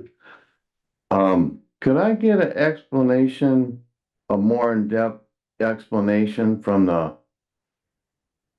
one of the authors on how and when this is gonna work before I make a statement? Because I'm kind of really in the blind on this. Well, I will. Councilman Coulter, can you just explain the DORA and the concept of it behind it? The basic concept is that if we've got a first Friday event going on. Could you speak up a little bit, please? I can't. Yeah. So if we've got a first Friday event going on and we've got bands or something on the street, if you're not able to be outside with a alcoholic drink, maybe, then you might not enjoy the band. You might not stay and listen to it, excuse me. I'm sure you can listen to them and enjoy them without drinking. But keep your volume up. I'm not getting it. I'm not sure how much louder I need to be. Okay. Yeah, that's just an ongoing problem we've had. Yeah.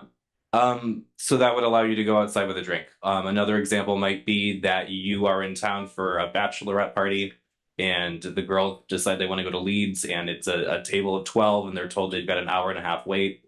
They could stand outside rather than crowd around the bar. Another example of how this might work is that you finish your dinner at fish camp. It's a lovely night. You decide you want to walk out to the lighthouse. You could take a drink with you out to the lighthouse. Oh, okay. So we're gonna allow Thank you, Scott. open containers in this designated area, or is it gonna be citywide, or you pay a fee and you're in like Flint? There's a designated area, correct? There's a designated area.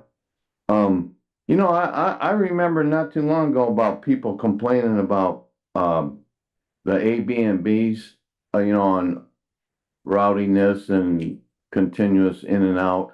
Is that map inclusive with the mostly the beach area and the other developments out there? I'm not sure I understand your question. Your map, is it like just the beach area going down from the No. Washington Park area? To quickly describe it, it goes from the train station along Franklin Street. Yeah. Includes over to Shoreline, over to Bridges, over the Franklin Street Bridge, and then the lakefront. Oh, okay, so it actually is all of the Fetters Alley down at, you know, it is the whole lakefront. Correct. Well, I will say one thing, I think you need to come up with some way to, thank you, Doctor. Come up with a way to regulate who's participating in it, because if they're gonna have a cup, they could have any old cup. It's a marked cup. You know, they're gonna be marked from the. That's part of the state statute. Okay, I didn't know that, so that's why I'm asking. So is it designated from that bar? Do they gotta print them up, or is it gonna be a logo like from Michigan City to, In the state of Michigan, it's designated by the bar, but in Indiana, it's a single cup designated by the city for each DORA district. so who's responsible for printing the cups? It's different in each city. The way that we'll most likely do it here, Oh, especially with people Is talking it about, described in your ordinance how it's gonna be handled? the ordinance says that it'll be handled according to state statute, I believe. So that's kind of. It allows us to wiggle It's kind of a, If we can. that's not designated, you need more language than that, you I don't know? understand your question.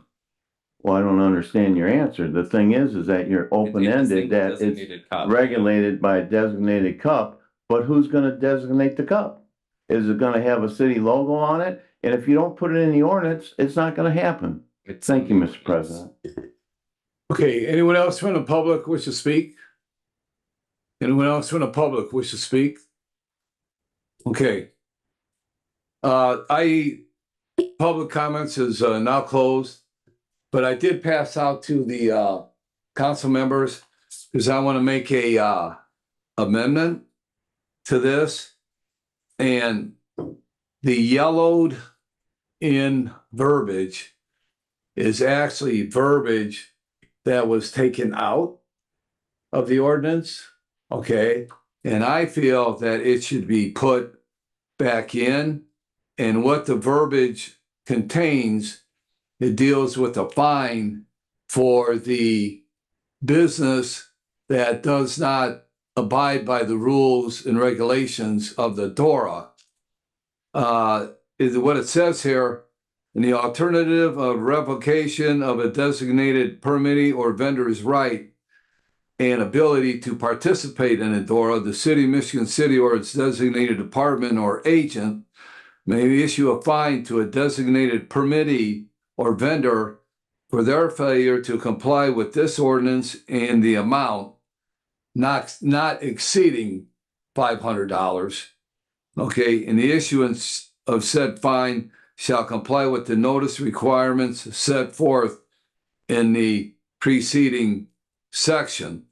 So if you're going to participate in the DORA, but by some reason the rules get broke, you don't pass out the right cups or the DORA cups, and you're not abiding by the rules and regulations, then I feel that some type of fine has to be given to the business or the organization just to keep things in line. I mean, to have an open door concept to say, okay, well, you shouldn't have done that, or you shouldn't have done that, or somebody's not watching the door as people are leaving with these DORA cups and they're just leaving with plain cups. Those are not the rules and regulations. So that's why I wanted to see this put back into the legislation.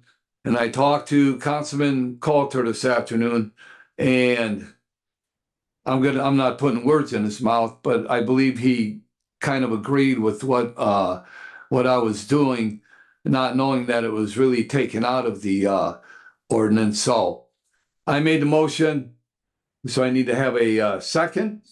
If someone feels that it's worthwhile. So there's a motion and a second. Any discussion by the public on the amendment? This is third reading. If we have an amendment on third, we have to have unanimous consent. Wait, no. Wait on. Go ahead and explain, attorney, about the third, we talked about it today on the telephone, okay? And go ahead and explain to the council about, because that is a question at times. You know, we have to vote unanimously at the second reading to have readings or amendments on third reading. Well, Councilman Dabney had done that way back when we tabled this thing, according to our attorney. Correct. So the ability there's two separate votes that I think the councilmen are referring to. First is the ability to amend on third. That has to be voted for. That was actually done prior to the the ordinance being tabled. So there is the ability to amend on third reading. However, Councilman Beatrice is absolutely correct. If there is an amendment on third reading, it has to be unanimously voted on. So if, you know, everyone knows what that means. So. Okay, I see what you're saying. I get it. Point of order. I have a question.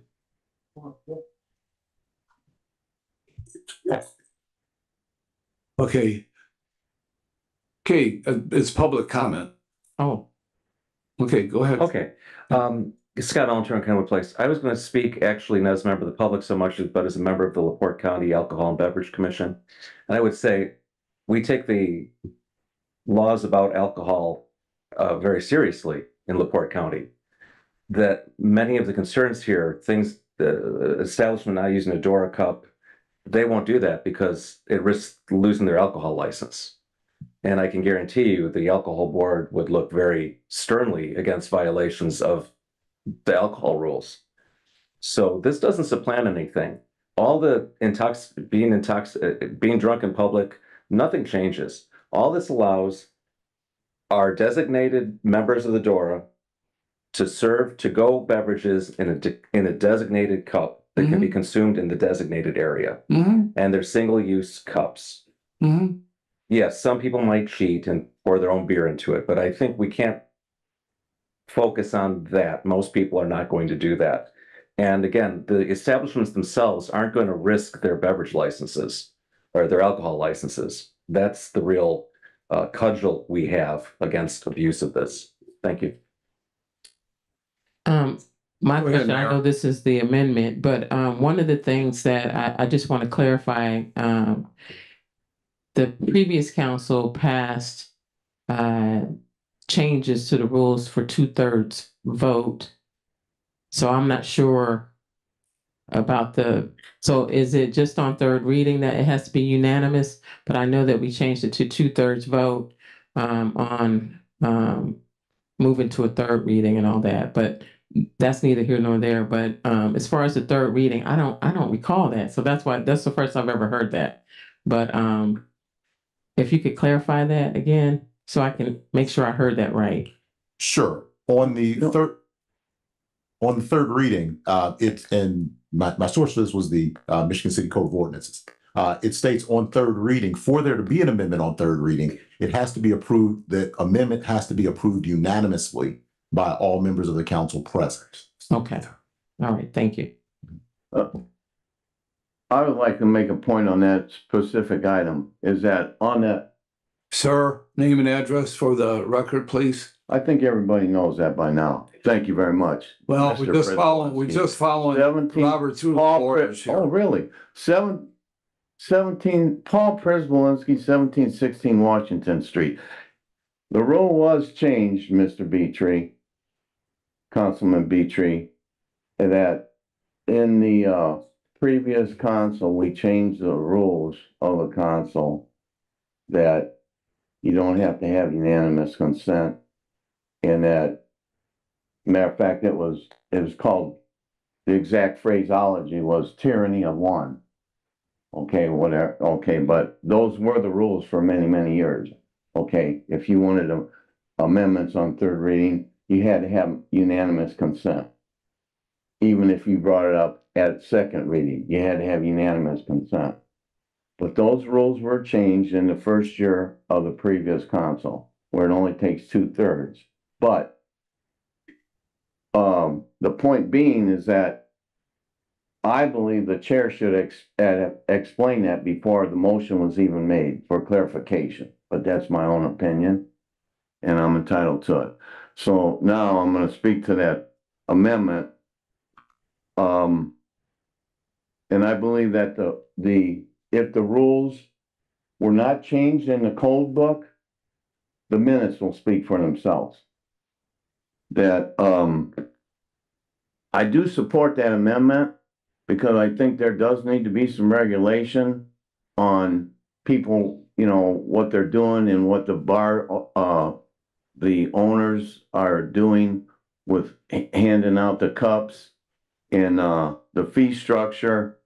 And I think that there's a way to get some, money on that or a fee, because you know, you don't have a fee structure in the ordinance, so it sounds like you gotta come back and visit it again, so that if you don't do it tonight, you gotta do it later on. You know, it's incomplete again. Thank you very much. Anyone else from the public wish to speak on this amendment?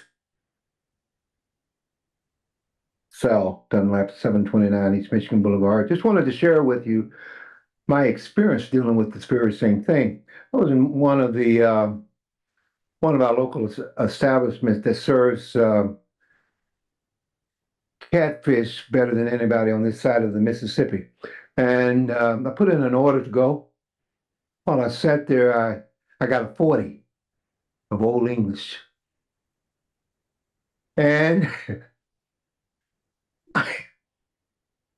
they brought my dinner out, and I wasn't done with my drink, so I took a napkin and wrapped it around the can. I was going to take it with me, and they stopped me. So you get ready to jeopardize our license here, and I thank them for that because I didn't know it. Thank you, sir. Anyone else from the public wish to speak on this amendment? Having none, public comment is now closed. Madam Clerk? Was there any further council discussion? Yeah, I have a couple questions, specifically for Attorney Rags. So what are some examples that might end up with the person incurring a $500 fee that wouldn't cost them their liquor license? What I want to make sure I understand the councilman's question correctly. Is the councilman's question an example of a violation that a vendor may commit that would only subject them to a fine and not subject them to possibly having their license revoked? Correct. I don't believe there would be one. Pursuant to the, can you pass me that, please? Yeah. In the proposed amendment, the fine states in alternative of a revocation of a designated permittee or vendor's right or ability to participate in the DORA, the City of Michigan City may issue a fine. So the way that the ordinance is currently set up is a violation ends in a revocation. The addition of the fine says, well, instead of being revoked, you may be able to be fined just instead, but that still subjects them to a revocation of their liquor license from the county board. Okay. Does that answer your question, Councilman? So for example, if a bar sells a Dora cup and then it's not an Dora cup, it's a Red Solo cup. Correct. They would incur a $500 fee that stay in the DORA, but they'd also lose their liquor license. Yeah, so that violation could subject them to lose their liquor license. The way that the DORA provision is currently worded is they would lose their ability to participate in the DORA. The addition of a fine says you would lose your liquor license. You may be subject to being revoked from the DORA, but in alternative of being revoked from the DORA, you would just pay the fine, but you would still lose the liquor license. Okay, then I understood you correctly. Jeopardy. Well, it would be, that would be up to the Ward County Alcohol Board. Okay. Got it? Okay. Thank you. Any other council comments or any concerns before we vote? Councilwoman Mullenhour? I just wanted to be sure that I'm seeing this clearly. It seems that the amendment actually is in conflict of what's stated already in section 26-349. It seems that what's there already is much stronger, that there's a failure of the designated permittee and or vendor to comply with this ordinance shall result in an immediate revocation of a designated permittee's or vendor's right and ability to participate in DORA. I think that's a very strong statement and a very strong deterrent from a vendor a restaurant, a bar ever doing that. So honestly, I don't see the need for putting a soft slap after that. Am I understanding this correctly? I want to be sure. As written, the fine would be an alternative to the revocation. Okay, I'm very clear. Thank you. Okay. Madam Clerk, on the vote? Mr. Podolinsky, Aye. Ms. Tillman, Aye. Mr. Beatry, No. Mr. Coulter, Nay. Mr. Dabney, Nay. Dr. Cora, Aye. Ms. Lee. Nay. Ms. Moldenhauer. Nay. 3 in favor, 5 opposed. Okay, thank you, Madam Clerk. We move on to, back to the ordinance. And I believe we left off with council comments. I don't know if there was a motion made. Was there a motion made to accept? Can I make one? Motion to. Yeah. Motion to. Yeah, I'm just trying to catch up to where we were at. Second. All right, there's been a motion to approve by Councilwoman Tillman and seconded by Councilman Cora. Madam Clerk, on the vote? Ms. Tillman, Aye. Mr. Beatry, Aye. Mr. Coulter, Aye. Mr. Dabney, Aye. Dr. Cora, Aye. Ms. Lee. Aye. Ms. Moldenhauer, Aye. Mr. Podolinsky, Aye. 8 in favor, 0 opposed.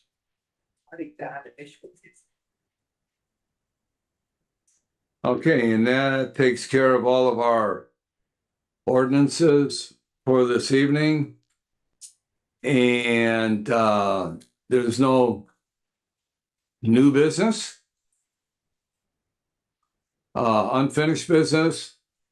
The city council has 2 appointments to the redevelopment commission. And this is for nominations.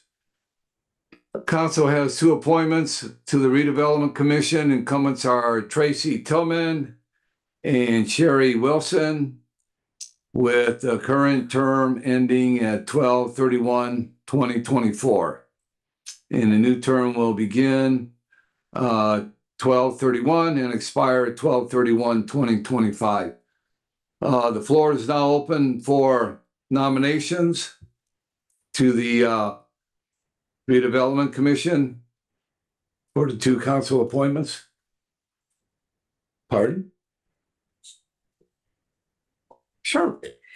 Councilwoman Tillman has a question. I'm just curious as to normal formalities that we normally do those nominations at the end of the year in December.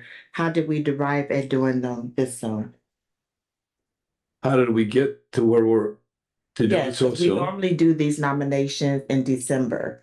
How is it that it got moved up on the agenda this soon? I was given directions by the city clerk, and she told me that the nominations will be on the agenda. And just for the record, to my understanding, just from what I've read, that the agenda is the council, not the clerks.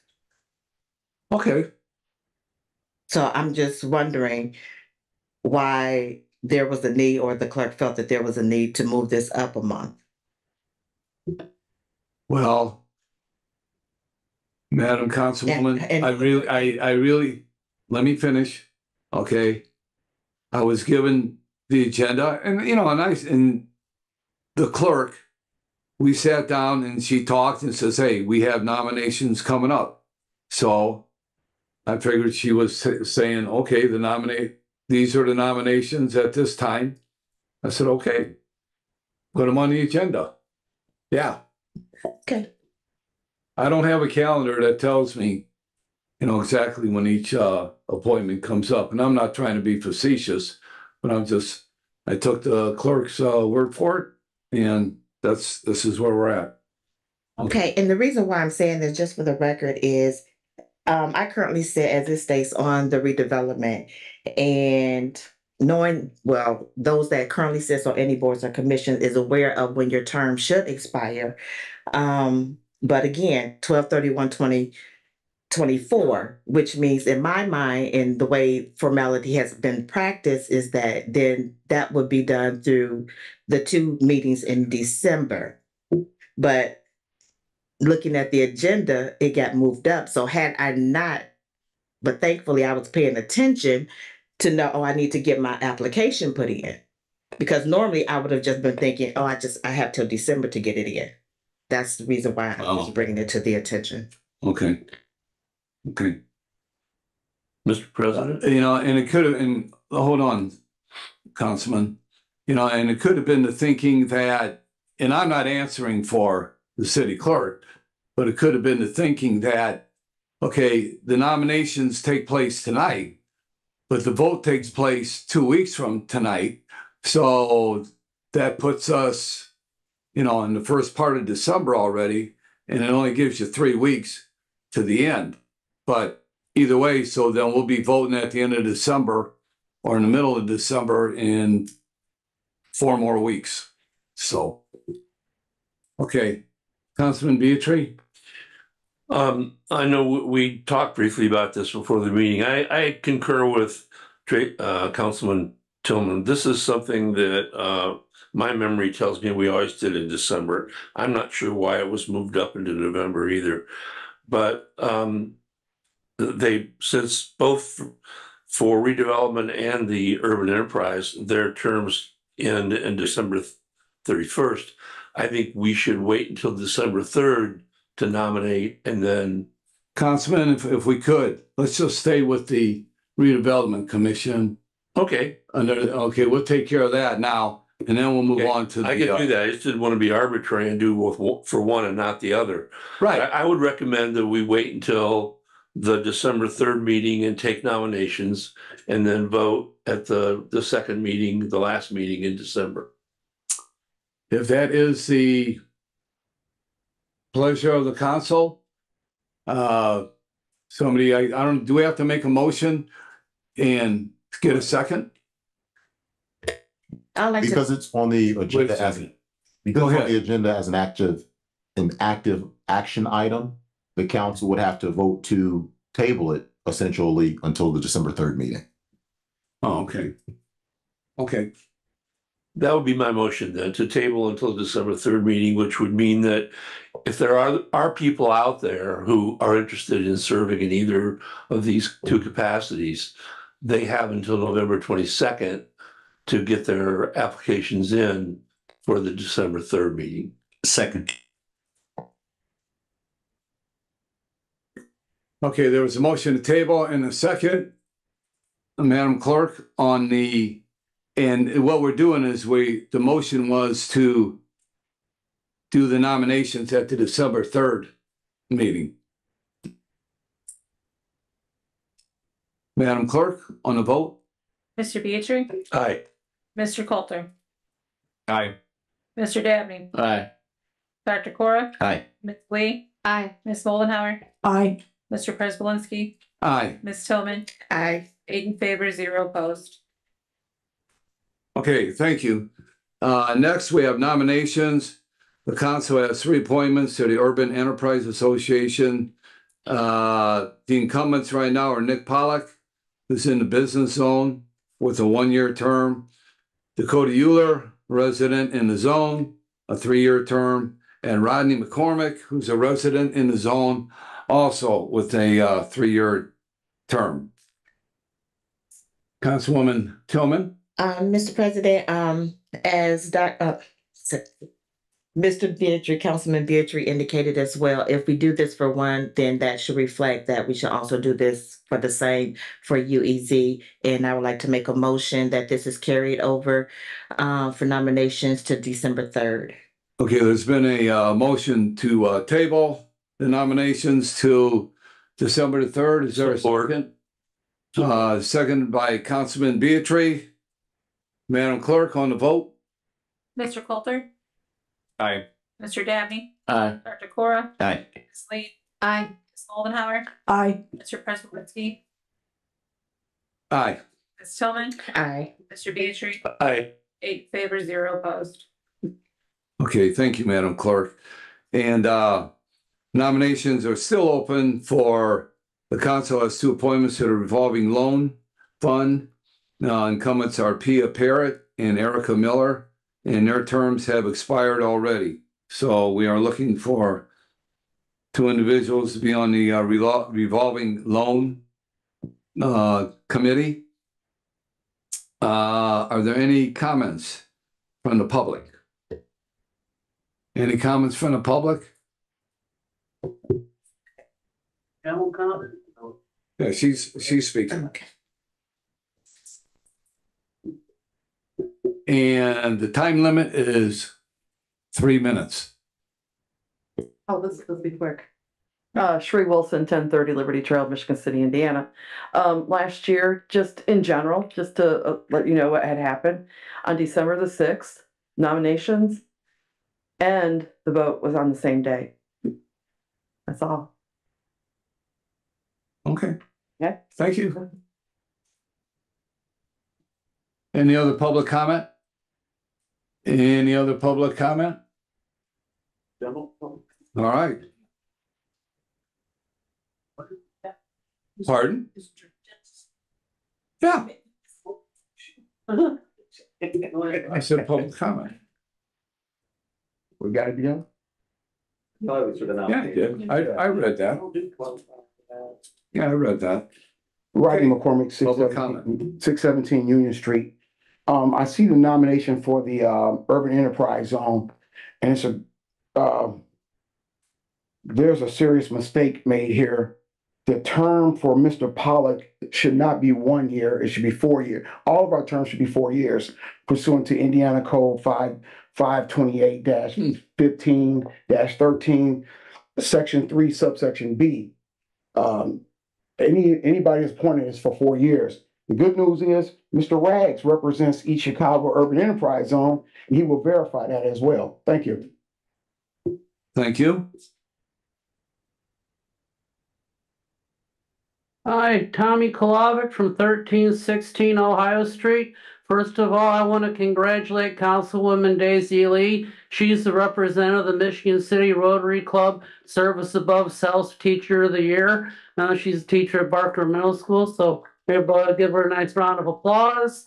I want to I'd like to request to Mayor Angie that she opens up the compost site on Hitchcock Street, maybe just for 1 day a week, maybe like from 7:30 to 11:30 on like a Monday. You know, they did their last compost pickup, this last week. I know they're still doing leaf pickup, but I just went over my lawn. I fill up a 32-gallon can just picking up the leaves that blew into my yard. I'm going to have a lot more. Maybe just until the end of the year, until the snow starts falling.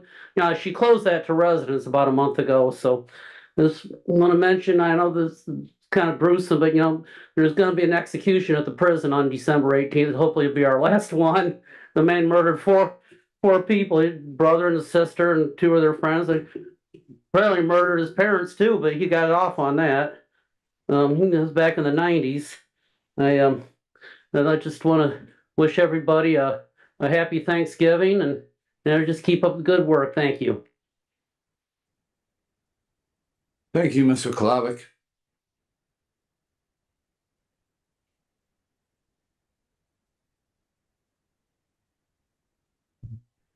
Paul Przyblinski, 1716 Washington Street. I want to ask President if according to the ordinance that you passed but is not official, that the sanitary district, what it reads, that it shall provide copies of any and all rules and regulations for special pickups and related fees, including any and all amendments to the same to the mayor and the common council within 30 days of this adoption. So is that telling me that I have to go in front of the sanitary board to get any amendments to this piece of legislation, because it looks like you gave them authority to make changes in here and to forward it to you guys? Is that your interpretation? And I'm stopping my time now for answer. I would have to take a look at that and call the sanitary district and discuss it with them. Mr. Can I ask Mr. Rags to give me an interpretation of this? Sure. Section 200, I don't know, 50s, whatever it is. I can't give you an interpretation on the fly. That's not how we do that. Well, can you give me an interpretation on what I just spoke of on reading it? So, Mr. Prisbalinski, what are you asking exactly? I'm asking if I gotta go to the sanitary district to get get any amendments put into this, and I stopped my time when he asked me a question. I'll start it back right now.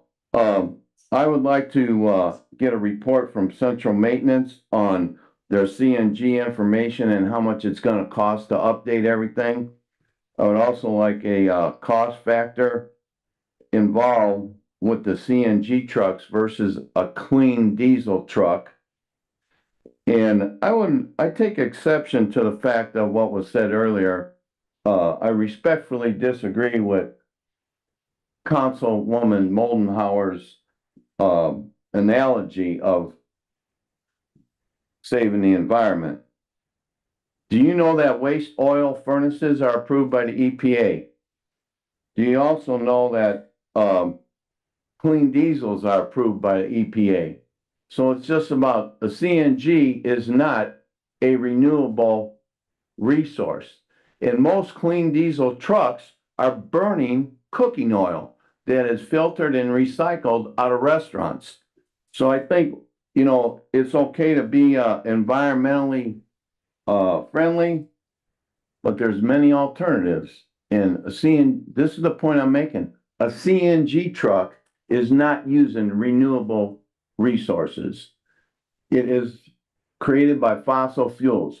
A clean diesel is burning a oil product that comes out of corn or whatever it might be. Thank you.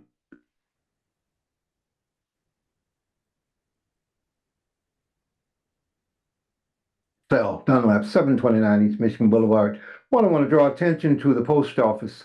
You all might remember that I spent some time there for Earth Day last spring, cleaning up around it. Well, and I can't claim any credit for this, but in meeting with the post mistress, she did have a contractor to come in to pick out all of the volunteer trees. The evergreens have been leveled. Now, I don't think she put enough flowers on the front that is going to afford us the way the post office used to look, but nonetheless, it looks so much better, and I'm so glad about that.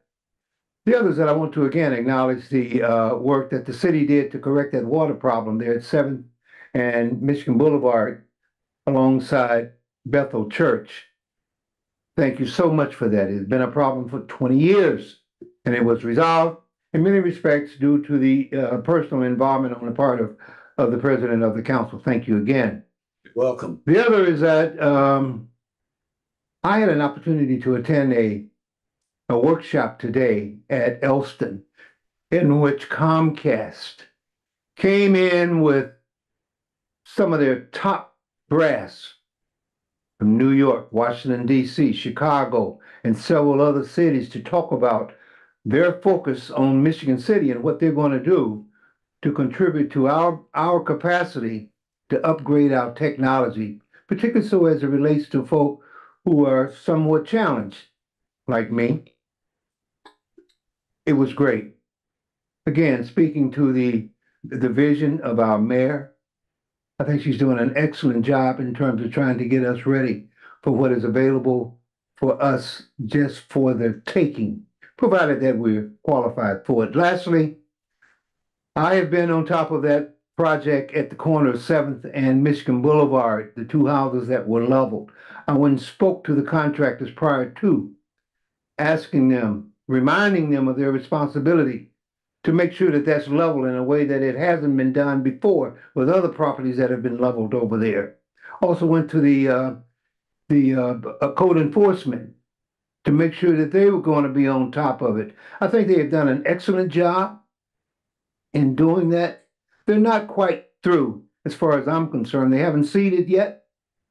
Last Friday night, I spent 2.5 hours cutting down the volunteer trees that were left there and piled them up right there in the parkway. Before I could get a picture taken of them, the city came and removed that stuff. I was so glad, but I started to ask them to bring it back because I wanted to take a picture of it prior to it being picked up. But they were on the case with that. I was able to cut all of those volunteer trees down and leave 2 little burning bushes there. I want you to take note of that. You might not be able to see them tonight when you pass by, but take a look at that when you go by. As it turns out, I am now officially the only person on that block.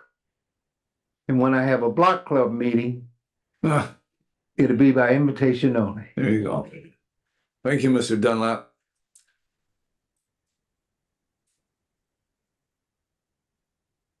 Good evening, Council. My name is Dr. Sylvia Martin.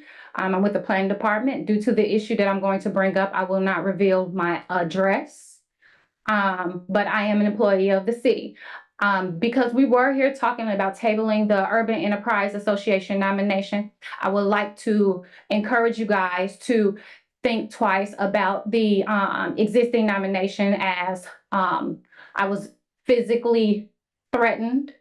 Aggressive behavior by someone is 3 times my size, to the point where I was very uncomfortable to attend the meeting yesterday. My husband does not want me to attend the meeting unless it is virtual. I think it is imperative that we look for people to be a part of this board that's willing to promote and support the things. All these vigilante antics and aggressive discussions and open sessions is very impossible for us to identify. It is making the job harder, and I have to sit here and be concerned about my safety when I come to work, and I do not live here to have to stay here until 8 o'clock. The reason why I'm here is because a lot of things were inferred and referenced that potentially will be read out. I've been trying to figure out a way to address this issue, so I figured I would come tonight when you guys were doing the nomination to have you think thoroughly about individuals that want to support moving forward and not staying in the past, existing in what was and realizing what is in front of us. We are all a new board, and all of us are aligned, except for we have, you know, they say one bad apple spoils the barrel. So we must look at the existing and all of the issues. And if the existing is the reason for all of the issues, regardless if it was previously or not, those issues existed with that one apple. So placing that apple in a new board to try and establish things based upon policy has been like pulling tooth and nail. I am a big advocate on following policies, following regulations. It is big for me, which is why I am a planner. It is something that I do legitimately. It's not something that, you know, I just take host to. And moving forward on this board, I think it's important to find the gaps and close them. And in doing so, I've become threatened and aggressively spoken to, and then it was shifted. And now I'm the aggressor. I am 3 times smaller than the individual. There's no way that I intimidate or threaten anyone, but I will stand up for the individuals of that community that is represented by the UEZ, because the holistic goal of it all is to build and preserve the beauty and the sophistication of that urban enterprise by utilizing the resources that we derive from those businesses. And I will continue to make those businesses responsible if they're going to acquire this deduction, but it has been impossible to do thus far. Thank you. Thank you. I think we can close this thing out. Scott Malinturn, Kenwood Place. Real quickly, regarding the refuse ordinance, one of the things that was discussed last year before things faded away was a central location for residents to be able to take things, large items. I guess nowadays we call that a dumpster program. We still didn't address that in the ordinance. I think it'd be very handy. For example, we never asked the question, What's the resident supposed to do to get rid of a couch? I have to get rid of my couch. What am I supposed to do? We know we don't want to go into the garbage trucks. So, regarding the CNG trucks, as testimony came, they are cleaner to work on. They are half as pollutant as diesel. And we just need better ventilation. Our director couldn't say it. He didn't think of it, but they can work on all the systems of the truck, hydraulics, the drivetrain. They just can't work on the engine, basically. So they can still do a great bulk of the basic repairs on these, even as is. And one thing to clear up the record, I was contacted by a member of the public anonymously regarding the pay ordinance that has been passed previously, where we've all said, or it's been said in public by myself as well as members of the council, that there were no raises. And in large part, there were no raises. But in fact, some people working for the city did get increases in pay. Some had increased, they changed job titles, or they got a new certification like a CDL, for example. So this person just pointed that out to me, and I just thought I'd put it on the record that in most part, there were no pay raises. Nobody in the council, no department heads, the great majority of people did not get a raise. But apparently, to this person's eye, some people did. And I just thought I'd put that on the record. Thank you. Dakota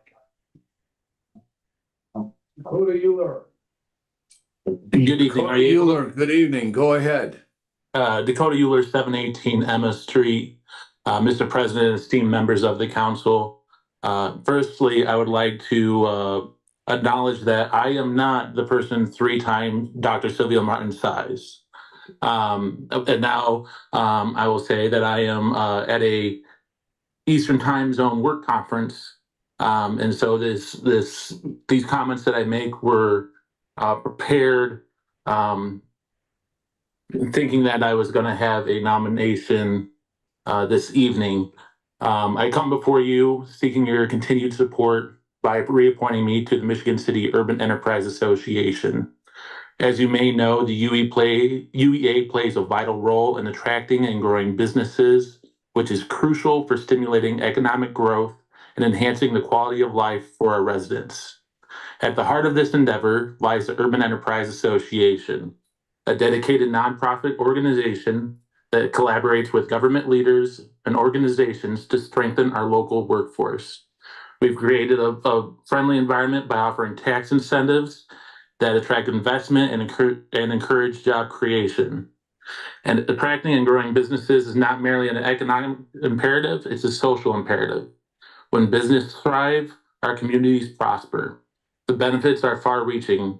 New businesses bring new jobs, providing opportunities for our residents to earn a living and support their families.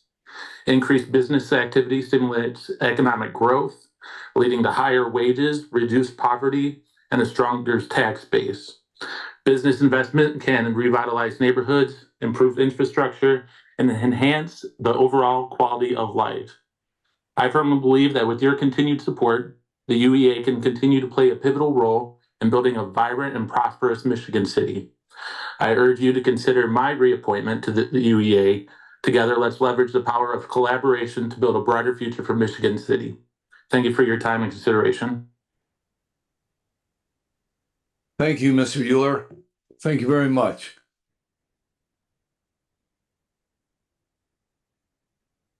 Good evening, council members. Nick Pollock, 211 Ann Street. Couple comments real quick. I know everybody's ready to get out of here. I believe it was August 15th of 2023. I stood before you. And that evening, I believe my exact comments were, hopefully I do not have to come back in front of this board. However, what I predicted would happen has happened. The largest project in Michigan City's history for residential development has a contractor that is traveling 540 miles to Michigan City from Kansas City, Missouri. Crossroads Construction. Spoke to him on the phone last week, asked him if he was going to use local labor, and he told me that they have their own crews that they will be bringing to Michigan City to frame all the exterior walls on that multi-story building. Currently, I checked after I got to the chamber this evening. Nick, if I could ask, what building? The Franklin project, Flaherty and Collins project. Oh, okay. Yeah. All right. So after I got to the chamber this evening, I looked. We currently have 8 Michigan City residents, carpenters that are out of work right now on the out of work list. And we have 27 LaPorte County residents that are currently out of work. I guarantee you, the crews that they have out there would employ those members that are currently out of work in Michigan City. This is what I was afraid was going to happen, and it's happened. Flaherty promised to use local labor, and clearly they are not doing that. So I just wanted to bring that to the forefront and let the council know, because I'm a man of my word, and I said I would be back. And I also just wanted to let the residents of Michigan City know that that's going on. Thank you. Thank you, Nick. Appreciate that. Anyone else from the public wish to speak tonight? Anyone else from the public wish to speak tonight? Having none, council comments? Councilwoman Tillman? Thank you, Mr. President. I just wanted to address that I had the opportunity, as well as Councilwoman Moldenauer indicated, by participating in the Urban Land Institute this past Friday. And I learned some valuable planning strategies, some development ideas. And considering that was my first time being involved in depth detail on how planning and the back end of the development, the things that we don't see, all we see is that they come before the council to do bonding. And in my group, it was myself, our Chamber of Commerce director, and East Chicago's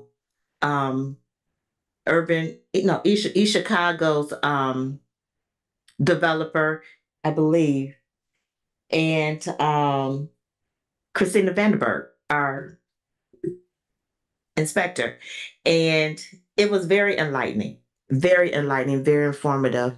And considering first go around, our group development plans won, and we were able to break ground, and they provided us with little gold shovels, and as if we actually broke ground that day. So I was happy to be a part of that. And this is something that was brought in by EDMC, and they do plan to hold another one next year in the spring. Also, Mayor Angie, also, she's going to be holding a workshop on Wednesday, November 20th, 2024, which is tomorrow, 5:30 in the EOC room. In regards to the ARPA, American Rescue Plan, actions on a spending plan and guidelines. And one last thing for the Neighborhood Leadership Academy of Michigan City, also presented through the EDC. We're inviting individuals or anyone helping to celebrate their 2024 Michigan City Neighborhood Leadership Academy graduates, which is for tomorrow, Thursday, November 21st, from 6:30 to 7:30, location at the Hope Center, 222 McClellan Ave. Thank you. Okay. Any other council comments? Councilman Dabney? Yeah, just wanted to make an announcement here. Tomorrow, sure I got the that is the 20th at 2 p.m. There will be a groundbreaking ceremony for Woodland Ridge. Those are the homes that are coming up on Paz and Woodland there. So there'll be a groundbreaking at 2 p.m. Tomorrow for Woodland Ridge in that location. So if some of the council members can make it, please attend. Thank you. Councilman Beatry? I just want to emphasize that the attorney is right. The municipal code does say unanimous, because the first thing I did when I came back to council was reread the municipal code, because that's the Bible. So if there was a movement by the council sometime in the past to change that to 2/3, the municipal code needs to be changed. So someone's going to have to review those minutes and make sure that everything is kosher. The other thing is for Amanda. Amanda, I know you're here for Gail, but please don't forget that we can take Nick Pollock off that list. He doesn't need to be replaced for three more years. And also, please make sure that those people who have applied for that commission, who were told they were too late, are notified that they are not too late, and add their names to the candidates for UEZ and for redevelopment. I have added everybody that came in.